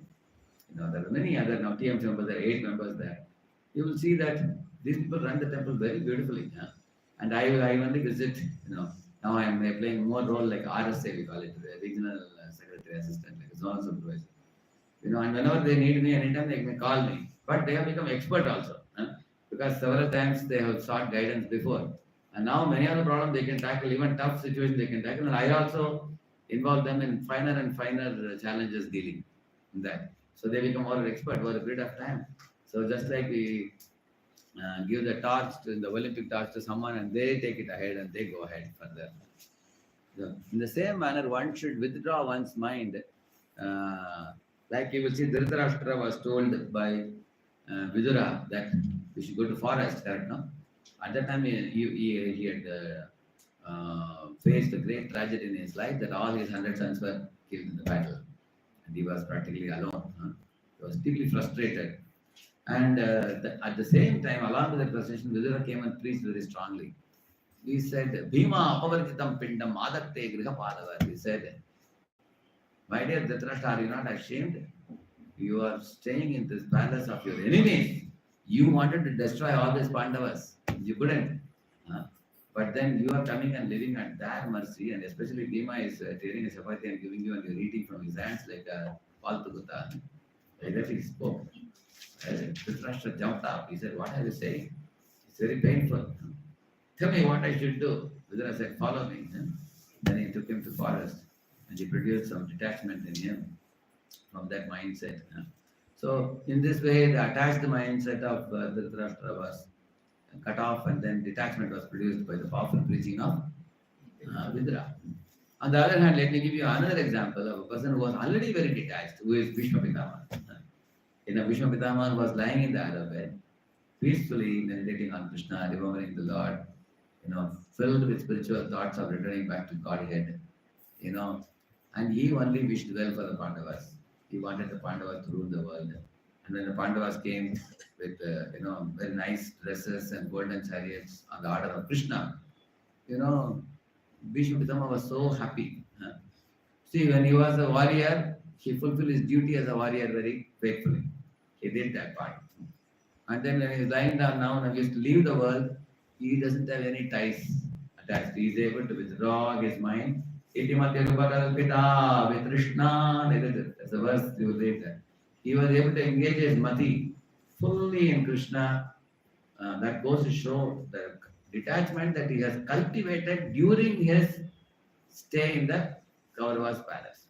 This is called as leading a life with a renounced temperament. That means even while you are living in an opulent position, we should live in a what mood? Renounced temperament. Like Ambarish Maharaj was also living in a renounced temperament. That's a famous verse. Griteshu dareshu suteshu bandhushu dvipottamasyantana vaji vastushu akshaya ratnam varanam vararishu ananta kosheshu akarot asanmatim. Ambarish Maharaj was living in a very opulent palace. It is said he had many wives and many children and a royal throne. He was wearing costly dresses and ornaments he was wearing. He had many elephants and horses, many soldiers, many people doing Jai for him every day. Ambarish Maharaj, bada rahe hain, dhan, dhan, dhan. And then people will be shouting flowers every day like that. So he got a lot of respect and he was king of the whole world. But Akarot Asanmati, he considered all these things to be like a piece of stone, he says. Because his heart was always remembering Krishna, he says. Which means, here is a, I gave you example of Bhishma, I gave you example of Ambarish Maharaj. These people actually knew that, but these things will be gone. They are here today, they will be gone. But they lived in a renounced temperament. So Vidura also, he was having a royal palace, brother of Dhritarashtra, counselor of king, minister also. And suddenly one day he spoke, Duryodhana spoke sharp words and then told him to get out. Correct? No? He said, throw this man out of the palace only with his life hair. He lives in our palace and eats our salt, yet he is more. He is always, contemplating on the welfare of our enemies, which are Pandavas. Throw him out of this palace, like that he spoke. Although he was insulted sharply, Karnapana, it is said, it was like arrow piercing his chest. He tolerated that, and then he went on a pilgrimage, and he was ready to forego the facilities like the palace, name, fame, position, post, everything. Because Prabhupada says in the purport, Vidura always lived in the mood of renounced temperament. He says, he didn't lose anything. When do you lose? When you possess it in your mind. In your mind, you never possess something. You don't fear losing it, correct? No? But who will fear to lose it? A person who is very possessive of it. Like there was one Kaushik king. This king went to, he saw many saintly people with saffron dress. So he came with one judgment. If you wear saffron, you become happy. That is his idea. You'll always be cheerful. So he also was at most retiring age. He was like 50, 55. So he took the saffron dress and went to forest. Lived by the bank of a holy river. Many hermitages were there. Many sages were living. He took one hermitage and lived there. But 6 months passed. He was very morose. So one day he called one sage who was passing by, elderly sage, and to his hat and asked, Sage, I'm also like you, all of you guys wearing saffron, but I'm not happy here. Any reason for my lack of peace of mind? The sage knew who he was, but the sage pretended not to know. He asked him, okay, tell me, who are you? You don't know who I am? I am Kaushik king. Kaushik, who is Kaushik? He asked him. Then this fellow started telling stories about his chivalrous nature and how many elephants, horses he had, how many wars he won, how many kingdoms he was ruling, what all he has done. He spoke half an hour about his glories and everything. He got tired. They gave him one glass of water. Please drink water, relax for some time. This is the cause of your mental because you have given up your kingship, but you are still attached. That attachment is causing you this problem. Your minds. Therefore, ashahi paramo dukkam. Like that she says, Pingala says, great hope in materialistic lifestyle is the cause of all suffering. Durashaya ye bahirattamanina. Girnakish goes also like that. So, although the king had externally given up, his attachment for those things he had not given up. That means in this world it is very easy to shave the beard or mustache, but you can't shave the material desires. Very easy. The one commentary was saying, Prabhuji, I have shaved my beard, mustache, and hair also. Now when I go and look in the mirror, I am a very beautiful Vaishnava. Even the shaver, I am thinking I am very handsome. I am a handsome engineer. Still using, because nowadays even outside people also shave completely, correct? No? That's one of the 24 hairstyles, I think. Completely shave. So we can still be attached to the body, attached to our position and things like that. So not only that, after giving up, in case you gave up the attachment, Ambarish gave up attachment, Bhishma gave up attachment. One should not become proud that I have given up attachment. That's another thing. In the 11th canto of Bhagavatam, there's a shloka which says, I'll show you that. The yogis and jnanis who have given up everything on the world, problem is they become proud after giving up.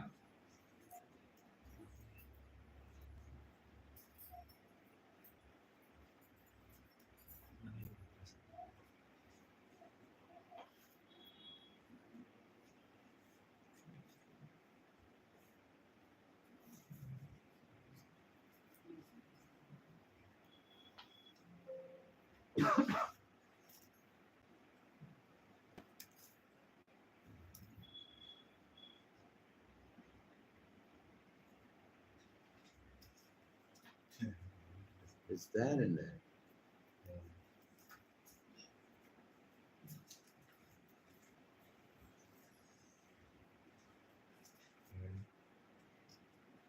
This is the one. This is the verse. Read that one of it. Verse. Who has the mic with you? You need the mic? Okay. Nothing is coming. So it's not coming. Just fine. Verse number is 11, 4, 11. You can take this book. 11, 4, 11. I think power went there. Srimad Bhagavatam, 11, 4, 11. Very important verse. Just it went and came back. Before you can complain it came back. Quickly. God will do. We said, Hare Krishna. Second it is no problem. Kshutrikala gunamaru maruta jaivashaišnam asman apara jaladin atitriya kechit krodasya yanti vifalasya vasham padego majjanti dushchara tapascha vruttodrush jana janti. Translation. Some men practice severe penances to cross beyond our influence, which is like an immeasurable ocean of endless waves of hunger, thirst, heat, cold, and the other conditions brought about by the passing of time, such as the sensuous wind and the urges of the tongue and sex organs. Nevertheless, although crossing this ocean of sense gratification through severe penances, such persons foolishly drown in a cow's hoofprint when conquered by useless anger. Thus, they exhaust the benefit of their difficult austerities in vain. Yeah. So here is the yogis and jnanis, the anger arises from pride. They become proud and angry, due to which, even after giving up everything on the world, they may give up attachments and sense gratification, but they become victim to false pride. In this way, coming back to this point, here you see, the one thing I told you is our zeal to preach Krishna consciousness to other conditioned souls who are suffering that can exceed our spiritual and mental absorption. That's one thing I would say. Another thing is,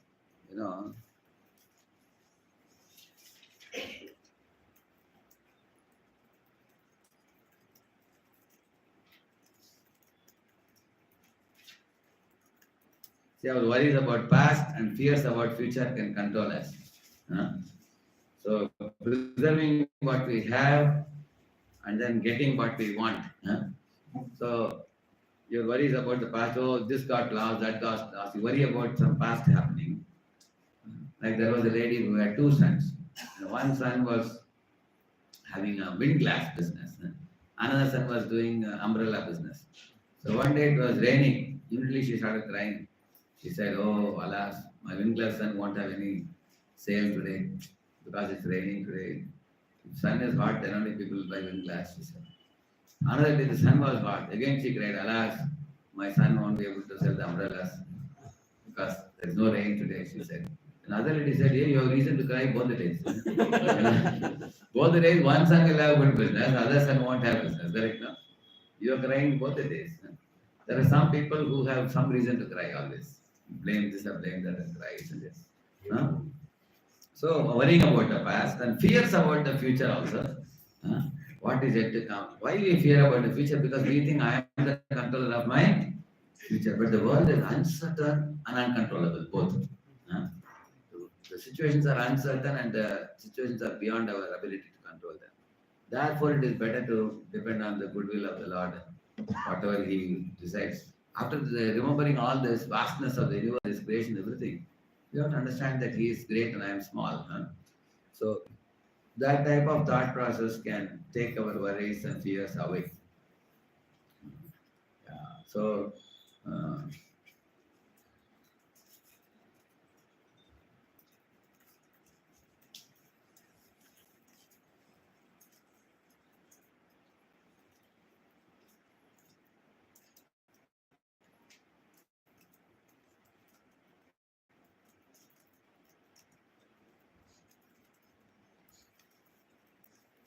see, our metal attachment, 5 P's, we call the 5 P's that pinch you. Now, what are they?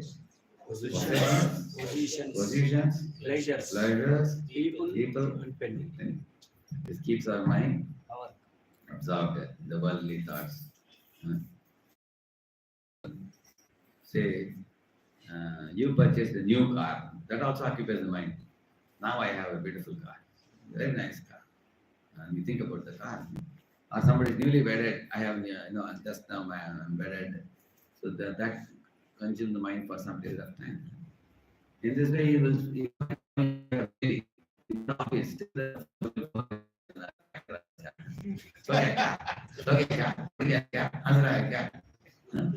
He's asking, correct?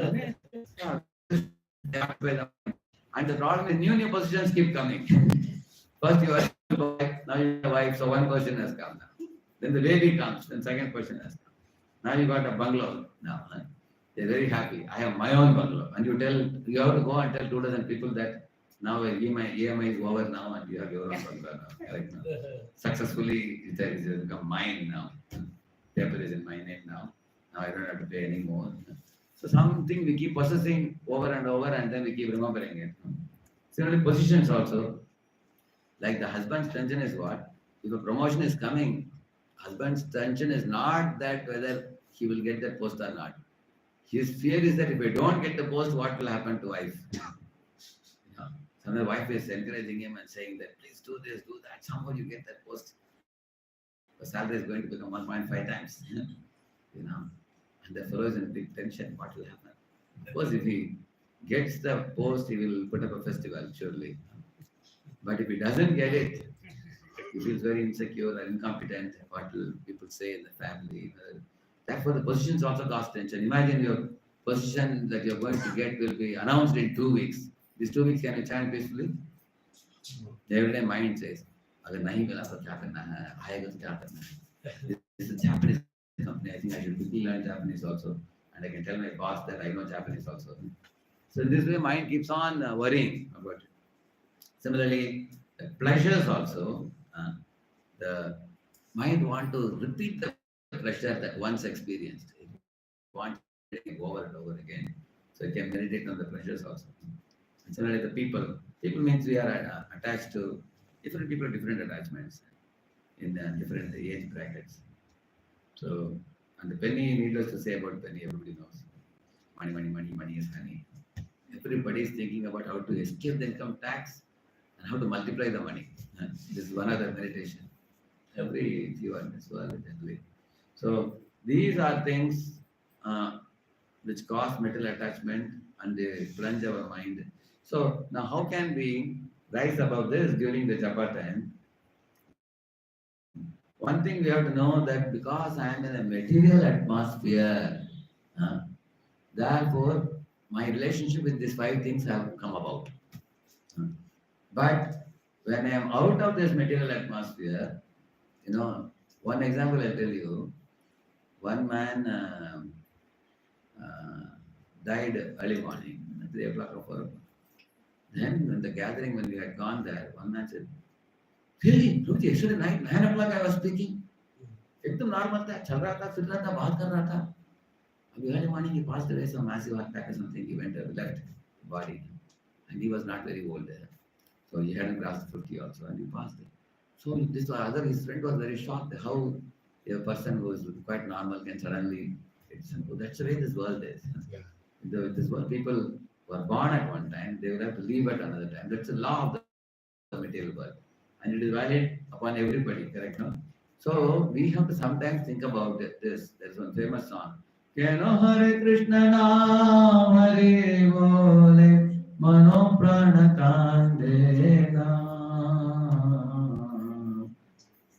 Hare Krishna Naam Hare Bole Mano Prana Kandena. What the song says?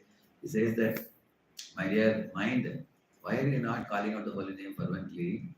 Don't you know that one day this body will be taken away from you and you will be carried in a stretcher to the graveyard and body will be burned.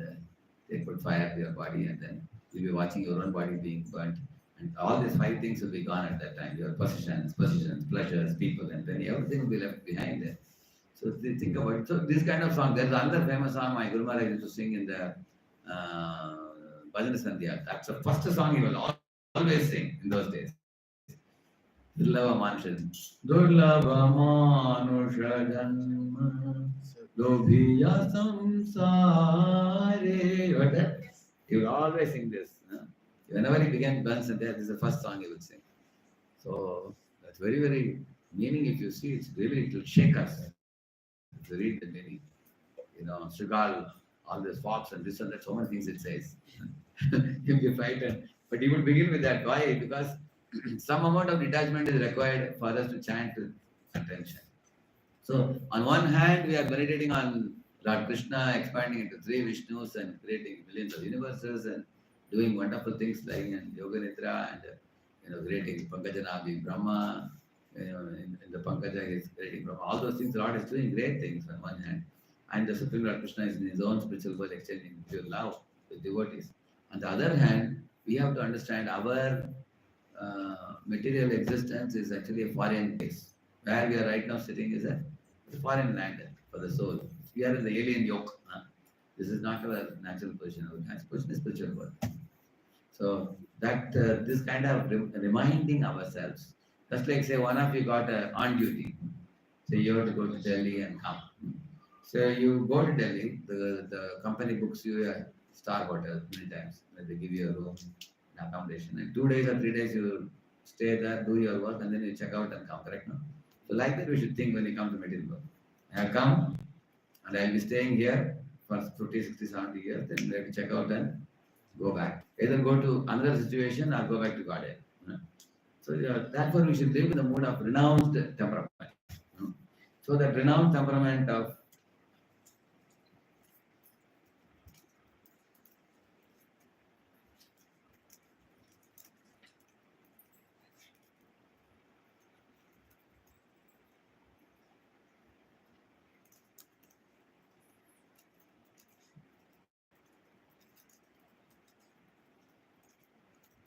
they always remain blissfully Krishna conscious. Because they knew the relation with Krishna is permanent. My upward connection is permanent. But my connection to the material world is temporary. So therefore, they could carry Krishna in their heart. Therefore, we say, Swa Antastena Gadabhrata, they say. So one last example I'll give and I'll conclude this talk now. We have already reached the time. You see, say one of your friends is going out of station for 3 months, and that friend gave you his stereo with very good speakers, very high quality stereo he gave, and he said, just keep it in your house, you can use it if you want. And after 3 months, I'll pick it up from you. Anyway, it's lying idle in my room as it is. So he went away. Now, every day you play the stereo and you're hearing very nice music, you are enjoying it. After 3 months, when your friend comes back, what is likely to happen? Take back the stereo. Huh? Take back the stereo. You know that he's going to take back the stereo. So by the time you are likely to have developed attachment to it. When your friend comes and asks, can I take my stereo? We say, can I keep it myself? So in this world, by regular interaction with people and things, we develop. And then we are not able to see those things as Krishna's. We consider those things to be ours. Another possibility is when you have such a stereo facility, you are hearing it, but at the same time, you may be neglectful of it and maintaining it. And it's not even there in front of you. Your friend comes and asks after 3 months, hey, I gave you stereo, where is it?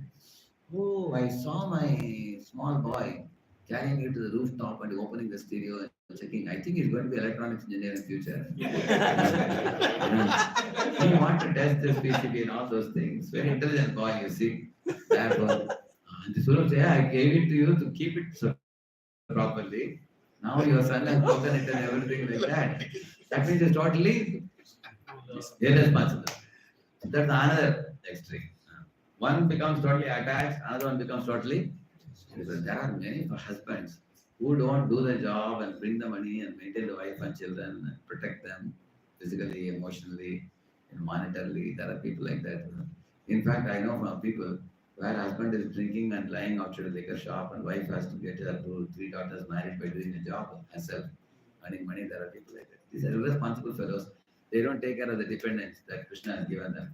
On the other hand, there are others who become attached to their dependents and think that they are meant for whose enjoyment? My enjoyment. So in this way, we can become possessive of our office, our post, our relatives and friends, our money, bank balance, and then in this way, we are not engaging them in Krishna service. And due to this, they occupy our mind. For example, if one engages money in giving to Krishna, then it purifies the mind also. Similarly, one engages wife and children in putting up a beautiful spiritual home, and they cook nice prasad and they sing, they invite the people to their home and do kirtans and they feed them prasad and everything. Then once the attachment to wife and children becomes purified, one will start seeing them with a spiritual vision. One will over a period of time, because that is the gift you get by engaging these items in service of Krishna. So become more that attachment will reduce gradually. That doesn't mean that you will become less affectionate when the material attachment reduces. You will be truly affectionate. The true affection is deeply satisfying. How do you know that? You will see those people who are spiritually very advanced. Even with little interaction with them, we feel a profound impact. How many had the experience? Correct, no? Spiritually very advanced people. Like you were telling about Guru Maharaj, correct, no? The car you were selling. He had little interaction, but that had a profound effect. Because the real love is of the soul. Soul to soul connection is very powerful. Then Krishna is the center. That impression remains with you for years together. Even a small meeting also. On the other hand, the bodily attachment alone is extremely superficial. If a man and woman are attracted only to their bodies, when they get old, that attraction won't remain. In Tamil Nadu, when a boy is going to get married to a girl, some of the things they ask in Tamil Nadu, in those days, not now. I don't know what they ask now, but in those days, they would ask whether the girl knows to sing some Carnatic songs, whether she knows to play veena or something, whether she knows to cook nicely. So therefore, the mothers would prepare their daughters to do these things, because even though, like my mother used to sing Carnatic songs, she was a very good singer, and my two sisters also became music teachers also. They also learned Carnatic music and everything. So when I would come home sometimes from the college, I would see my father and mother be sitting in the jula. The father would be hearing, mother would be singing. Now they're very old. The gross attractions over a period of time will be gone. But this finer, like when she would sing in different raga, you would relish. So, or somebody's playing veena and singing a devotional song. So these things are very charming to the heart also. And also spiritually, both are advanced. Like there are examples, Kardama and Devavati, for example. Prithu and Archi, Malayadwaja and Vaidarvi. In their Vanaprastha stage, they could actually, together practice devotion service and go back to God. You can see that, correct? No? Yeah. So in this way, renounced temperament is a kind of mindset that we need to. So our mind requires two things.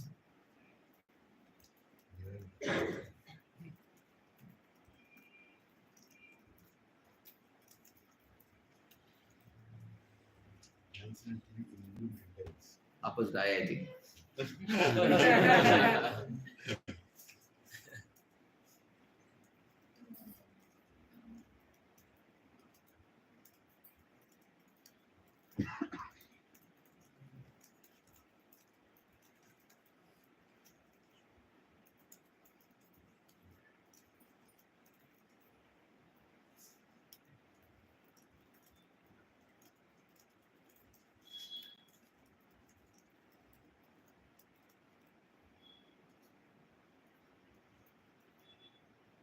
Correct, no? He's born in demoniac family, but he experiences pure love. Bhishma also. So TIA is one thing we have to cultivate, and renounced temperament is something we should cultivate to develop detachment. Renounced temperament gives you detachment. TIA gives you attachment, spiritual attachment. So in this way, by making ourselves aloof from the material attachments and translating good intelligence means Krishna Rasabhavita Mati. That's in Sanskrit. Krishna Bhakti Rasabhavita Mati. Mind imbued with spiritual vibrations. That mind is very conducive for chanting of the holy name. If you become attracted to Yashoda Krishna relationship, or Krishna Arjuna relationship, or Krishna covered by relationship. So these things, they occupy the mind, and the chanting of the holy name will be done with great affection and devotion. Then the prayerful mode will arise in that. So in this way, and actually as we become good practitioners of chanting, finer and finer things Lord will reveal to us.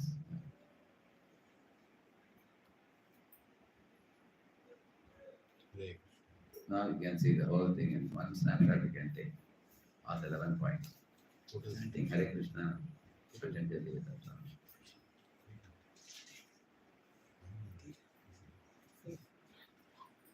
Thank you. Srila Prabhupada ki jai. So it gave some idea, correct? On chanting. In one quick question, short. Yeah, Prabhuji, it is very clear that Krishna Prema is the factor which gives us taste in chanting and continuation of chanting, right consciousness, Krishna Prema. Yeah. Now, when we start preaching to new people, we expose the material world. Their assumption in which they are living, goal of life is lacking, difference between animal and you, all that we take, right? And then they become, at one point, they become empty. Like, okay, you made me empty now. Correct. I'm getting up in the morning, I'm feeling very weird. What am I doing here? Because I don't belong here. Correct.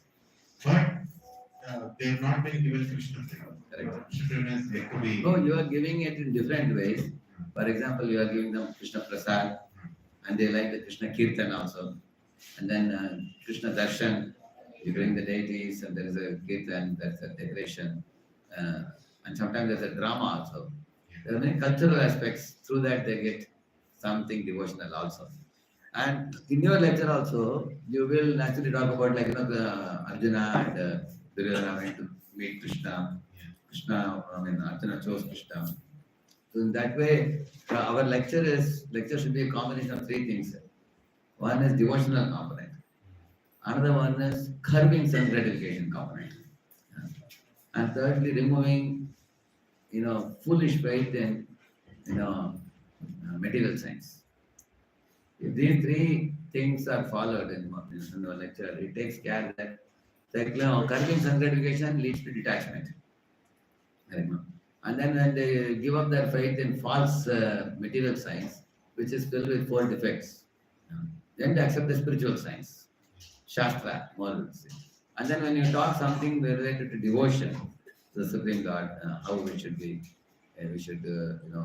then all these three combined, it produces a very good effect. Correct, no? That's how we should bring about everything. Like I was giving an example of Bhishma, how even in a war field he is exchanging love. And how Vidura, for the sake of Krishna, he was never disturbed even though he was insulted, he was blissfully doing pilgrimage. Correct, no? So these are devotional examples. And on one hand, we have to talk about material detachment. On the other hand, we have to talk about importance of spiritual attachment. Maya Samana Partha Yogam Yunjan Madashraya Asamshayam Samaknama Yada Gyasis Dachanu, Krishna said. So he says the goal of Gita is not just material attachment, but to develop spiritual attachment. But the problem is what? The newcomers, even if you speak sweet pastimes of Krishna, they will take it like stories. They have to be given first iron weight. Iron weight, gold weight, there are two things. Iron weight is understanding Kurukshetra Krishna. And the gold weight is Vrindavan Krishna. So Kurukshetra Krishna is in Bhagavad Gita. Vrindavan Krishna is in Bhagavatam. So start with Bhagavad Gita, Ishvara, Jeev, Prakriti, Kala, Karma. So like today we did Sambandhanya, correct no? Krishna, Maya and Jiva. When you make them understand this very thoroughly, Purusha Prakritisto hi Pumte Pratidhan Gunan Karanam Gunasangosya Sadasatyo Nijanmasu, the very important verse in Bhagavad Gita, 30. So he says that Purusha Prakritistha is seated in this material machine, bodily machine. Bhumte is trying to enjoy the material world. And Gunan, born of Gunas, three Gunas, Rajaguna, Tamaguna. And Karanam, Guna Sangovasya, because he's trying to enjoy the products of three Gunas, Sat Asat Yoni Janmasu. He gets, Sat Yoni is like the human form and Devata's form. And Asat Yoni is all of the lower forms. So this three kind of philosophy they understand, then they will naturally look up to you and ask you how not to rotate in the cycle of birth and death. What is to be done, what spiritual process is to be done. And then we say amongst all the karma, jnana, yoga and bhakti is ultimate. They bring it up also. And it's a part of our early training also. Our bhakti is imbued in our regular presentations. Correct? And after they develop detachment only, their respect for Krishna will increase. Because if they don't have any, if they are not giving up false conceptions, telling Krishna Leela and that will be taken very lightly by them. They are not going to take it seriously. Kintu adara andinam kalusaiva jushtana. Adar is very important. Without respectfully hearing these kind of things, especially talks about Krishna, they are likely to take it very lightly. Initially, Prabhupada also says in the beginning of the Gita, at least one should theoretically accept Krishna to be supreme. He says that. Because Asita, Devala, Vyasa, Swayam, all those things. They all have said, even Shankara, Madhva, Ramanuja, they all have declared Krishna to be supreme. So at least some theoretical understanding they have that God is not impersonal, God is a person, is the ultimate. Some understanding they have, but the understanding it becomes enhanced when they keep coming for many classes. Yes, brother. I was actually also going to say then that, our sequence of preaching, one is, there's little bit dilemma that happens with some people, but most of the cases, whether it is DYS or SSR, it just works. Person goes to the 12th session and then goes beyond, and it's very clear. Correct. It's something that is very different as compared to other institutions. Because we often meet people who have gone to many other places and they And come. we sing the holy name right from the beginning. Yeah. In your program, you make them dance also. Correct? Yeah. They're catching the hand and dancing, coming for a year. I've seen that. And they get prasad. See, prasad is the best form of Krishna which even newcomer can appreciate. Correct? No? Kirtan also people like very much. Sing. See, they are agreeing to join the kirtan and dance is also a sign of submission to Krishna. Correct? No? It's not that Krishna, the knowledge about Krishna which we speak in the lecture alone enlightens them.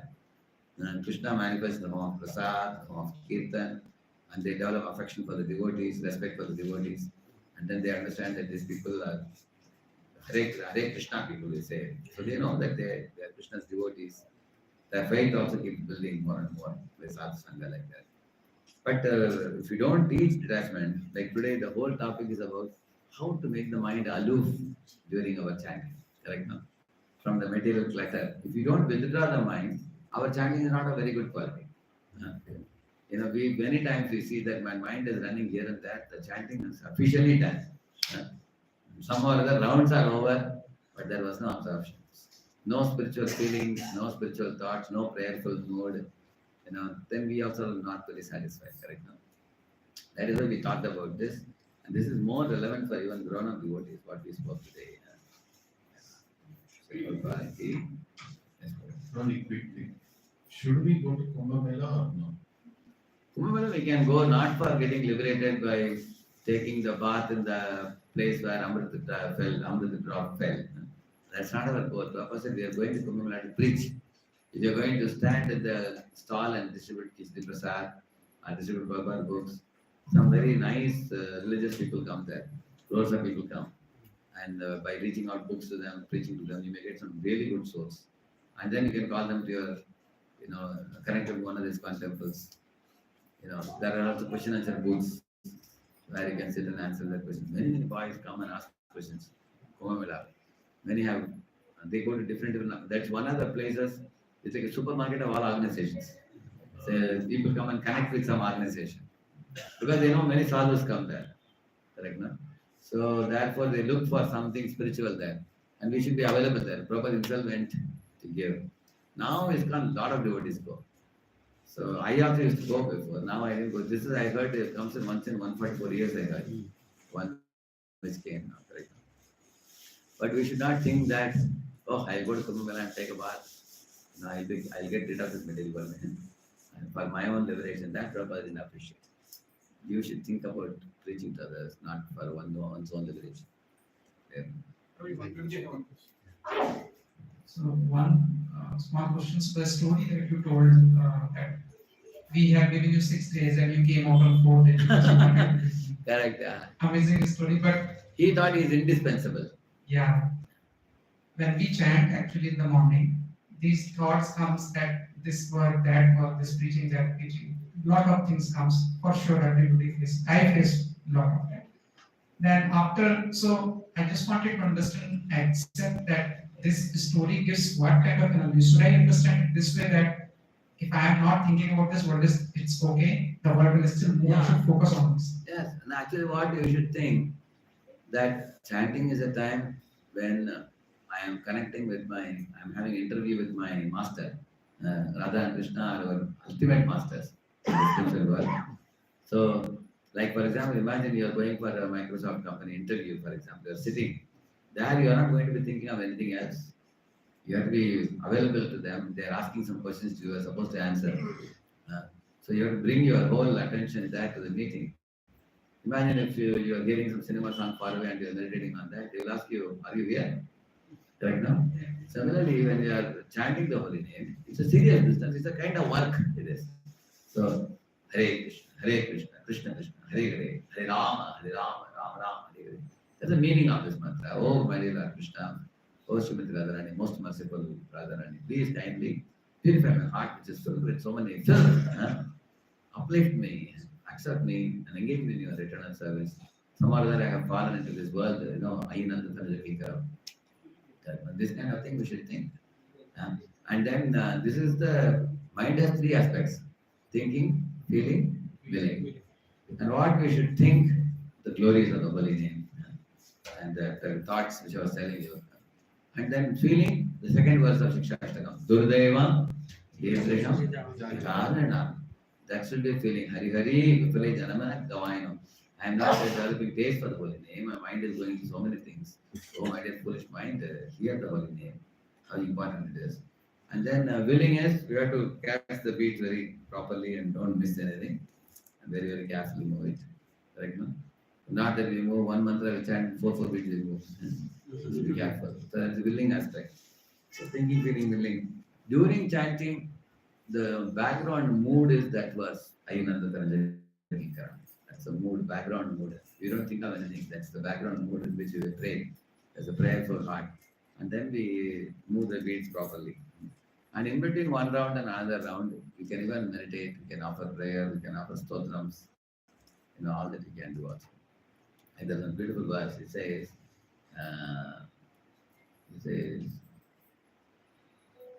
Kachartam Vismritam Ratna Hare Nameva Kevalam. How it begins.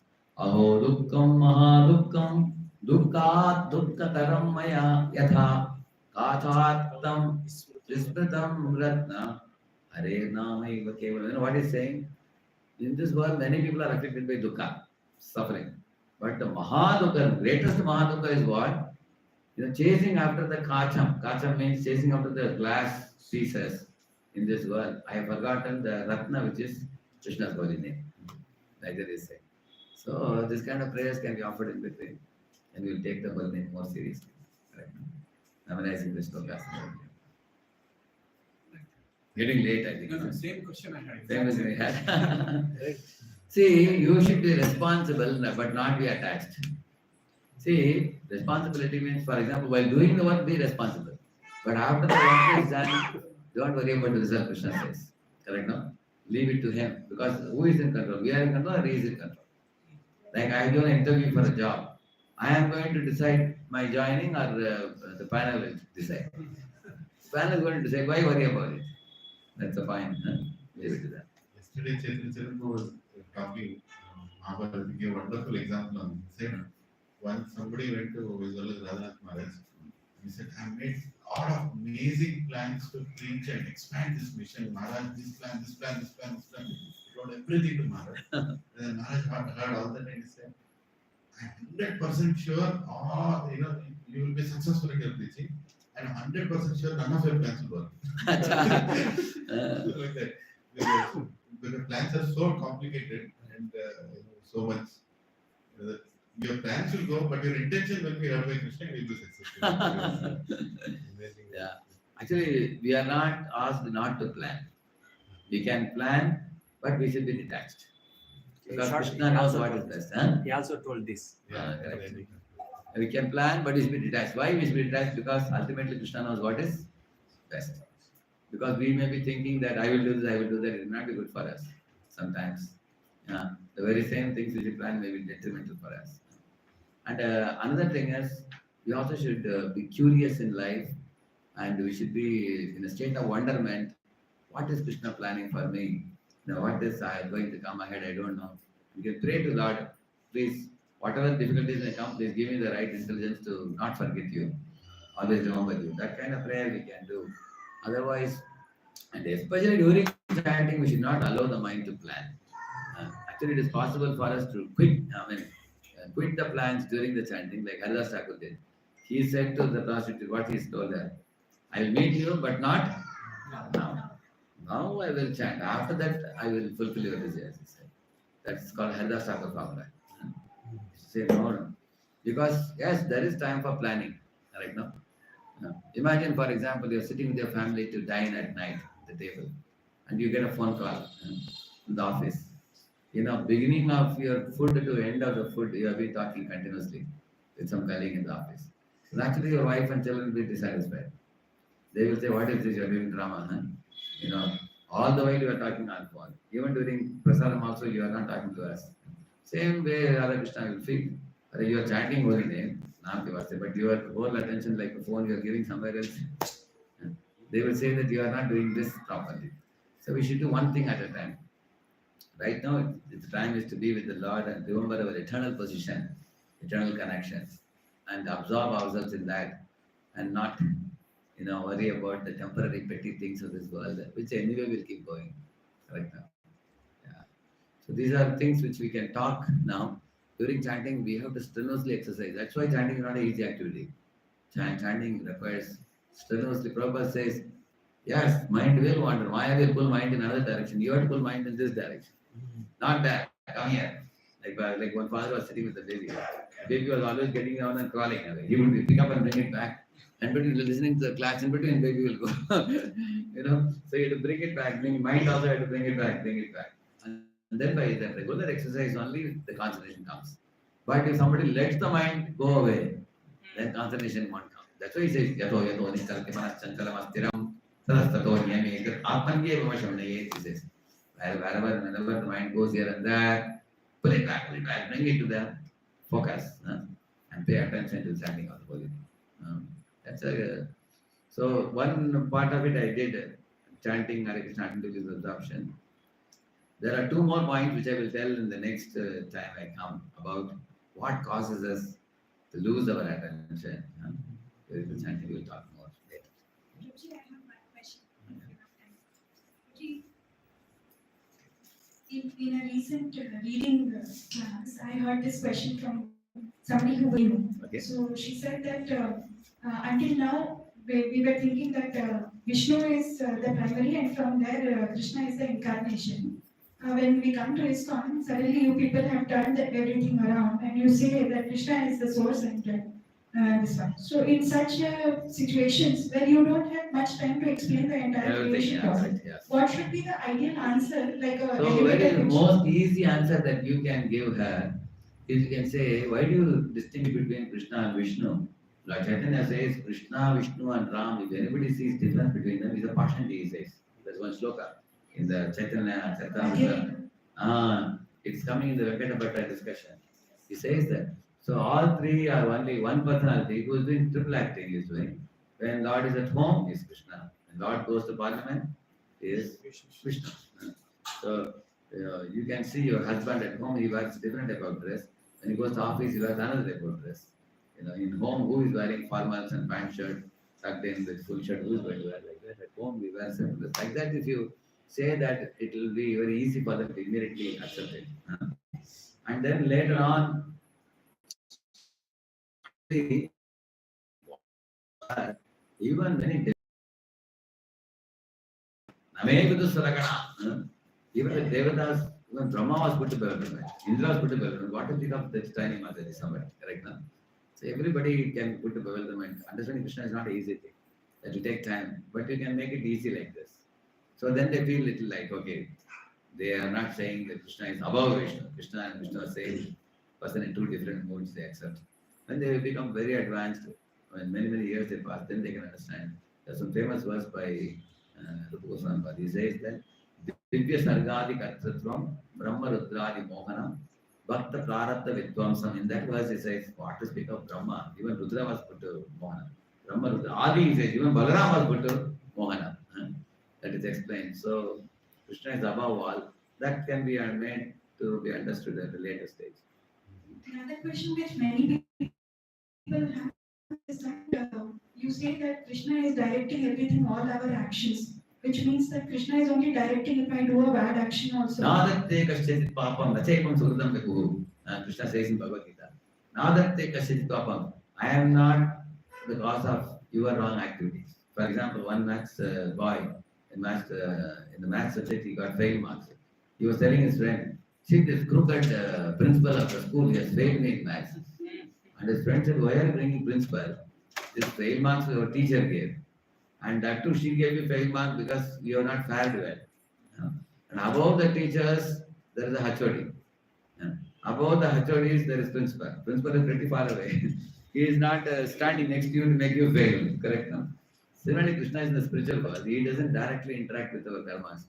Our karmic reactions are avoided by the Chayeva Karma Sachiva Sadhuva Dina Vatsala. That verse says, Devatas are Karma Sachiv. They are secretary for the karma. They only award the fruits. And according to good and bad, they award the fruits. And then somebody is choosing to smoke. The choice is made by the jiva and the facility is awarded by material agency. So, the cause of any bad action, there's one verse, you can read this verse. Karya Karana Kartrutve Hetu Prakriti Ruchate Purusha Sukha Dukhana Bhoktrutve Hetu Ruchate. This is a verse in the Bhagavad Gita. It's Karya Karana Kartrutve. For example, once you have chosen an action, the consequences are given by Maya Devi. Once you, like somebody chooses to smoke cigarette, they will get lung cancer. Somebody chooses to do yogasanas, you will get very healthy body. That results are given by her. But Purusha Sukha Dukhana Bhoktrutve Hetu Ruchate. That jiva is there, his Sukha Dukha, the cause of it is himself only. He says, nobody else can relate it. You throw a ball, you get it back on you. Is it clear? What was that previous Bhagavad Gita shloka that you mentioned? First shloka which I said, Nadatte kasyachit papam. You can read that verse. Nadatte kasyachit papam. Achaivam sukridam vibhudu. That Krishna says, I am not responsible for your actions. You choose to act and you take the consequences. Like he says. So, yes, people can blame God so that they can go on with their nonsense. The Lord says, no, sir.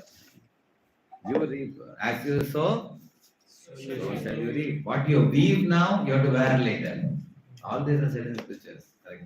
What you weave now. And quick short story, I will say, 2 minutes. See, one man was a mistri under one zamindar. He was working with him for more than 20-25 years. And then one day this mistri decided that I am going to retire now. Go and meet the zamindar. Zamindar said, please kindly stay. Why do you retire? What difficulty you have here? He said, no, I want to be with my family. I'm going to, although I belong to the same village, I don't want to work anymore. Now I am already old, I'm 55, I want to retire now. Then the Jamindar said, okay, at last make one house for me. I'll be very grateful to do this work. And then make the house in whatever way you want.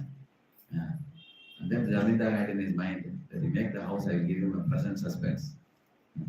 So this fellow finished all the house with more sand and less cement. He didn't put the best materials. He did a low quality job. And the house was finished. He came to the Jamindar and gave the key to him. Jamindar smiled and gave the key back to him. He said, I want to gift this house to you. And I was shocked. Why you didn't tell me in the beginning? If I only knew, I would have put the best materials. Let's see. So then he reaped the consequences of his own foolish actions. Correct, no? So therefore, we all reap as we sow, so shall it be. So, let's conclude here. I will go to the next program after this.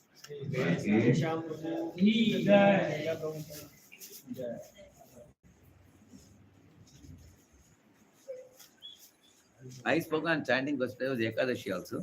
Yes. Yes, well. And also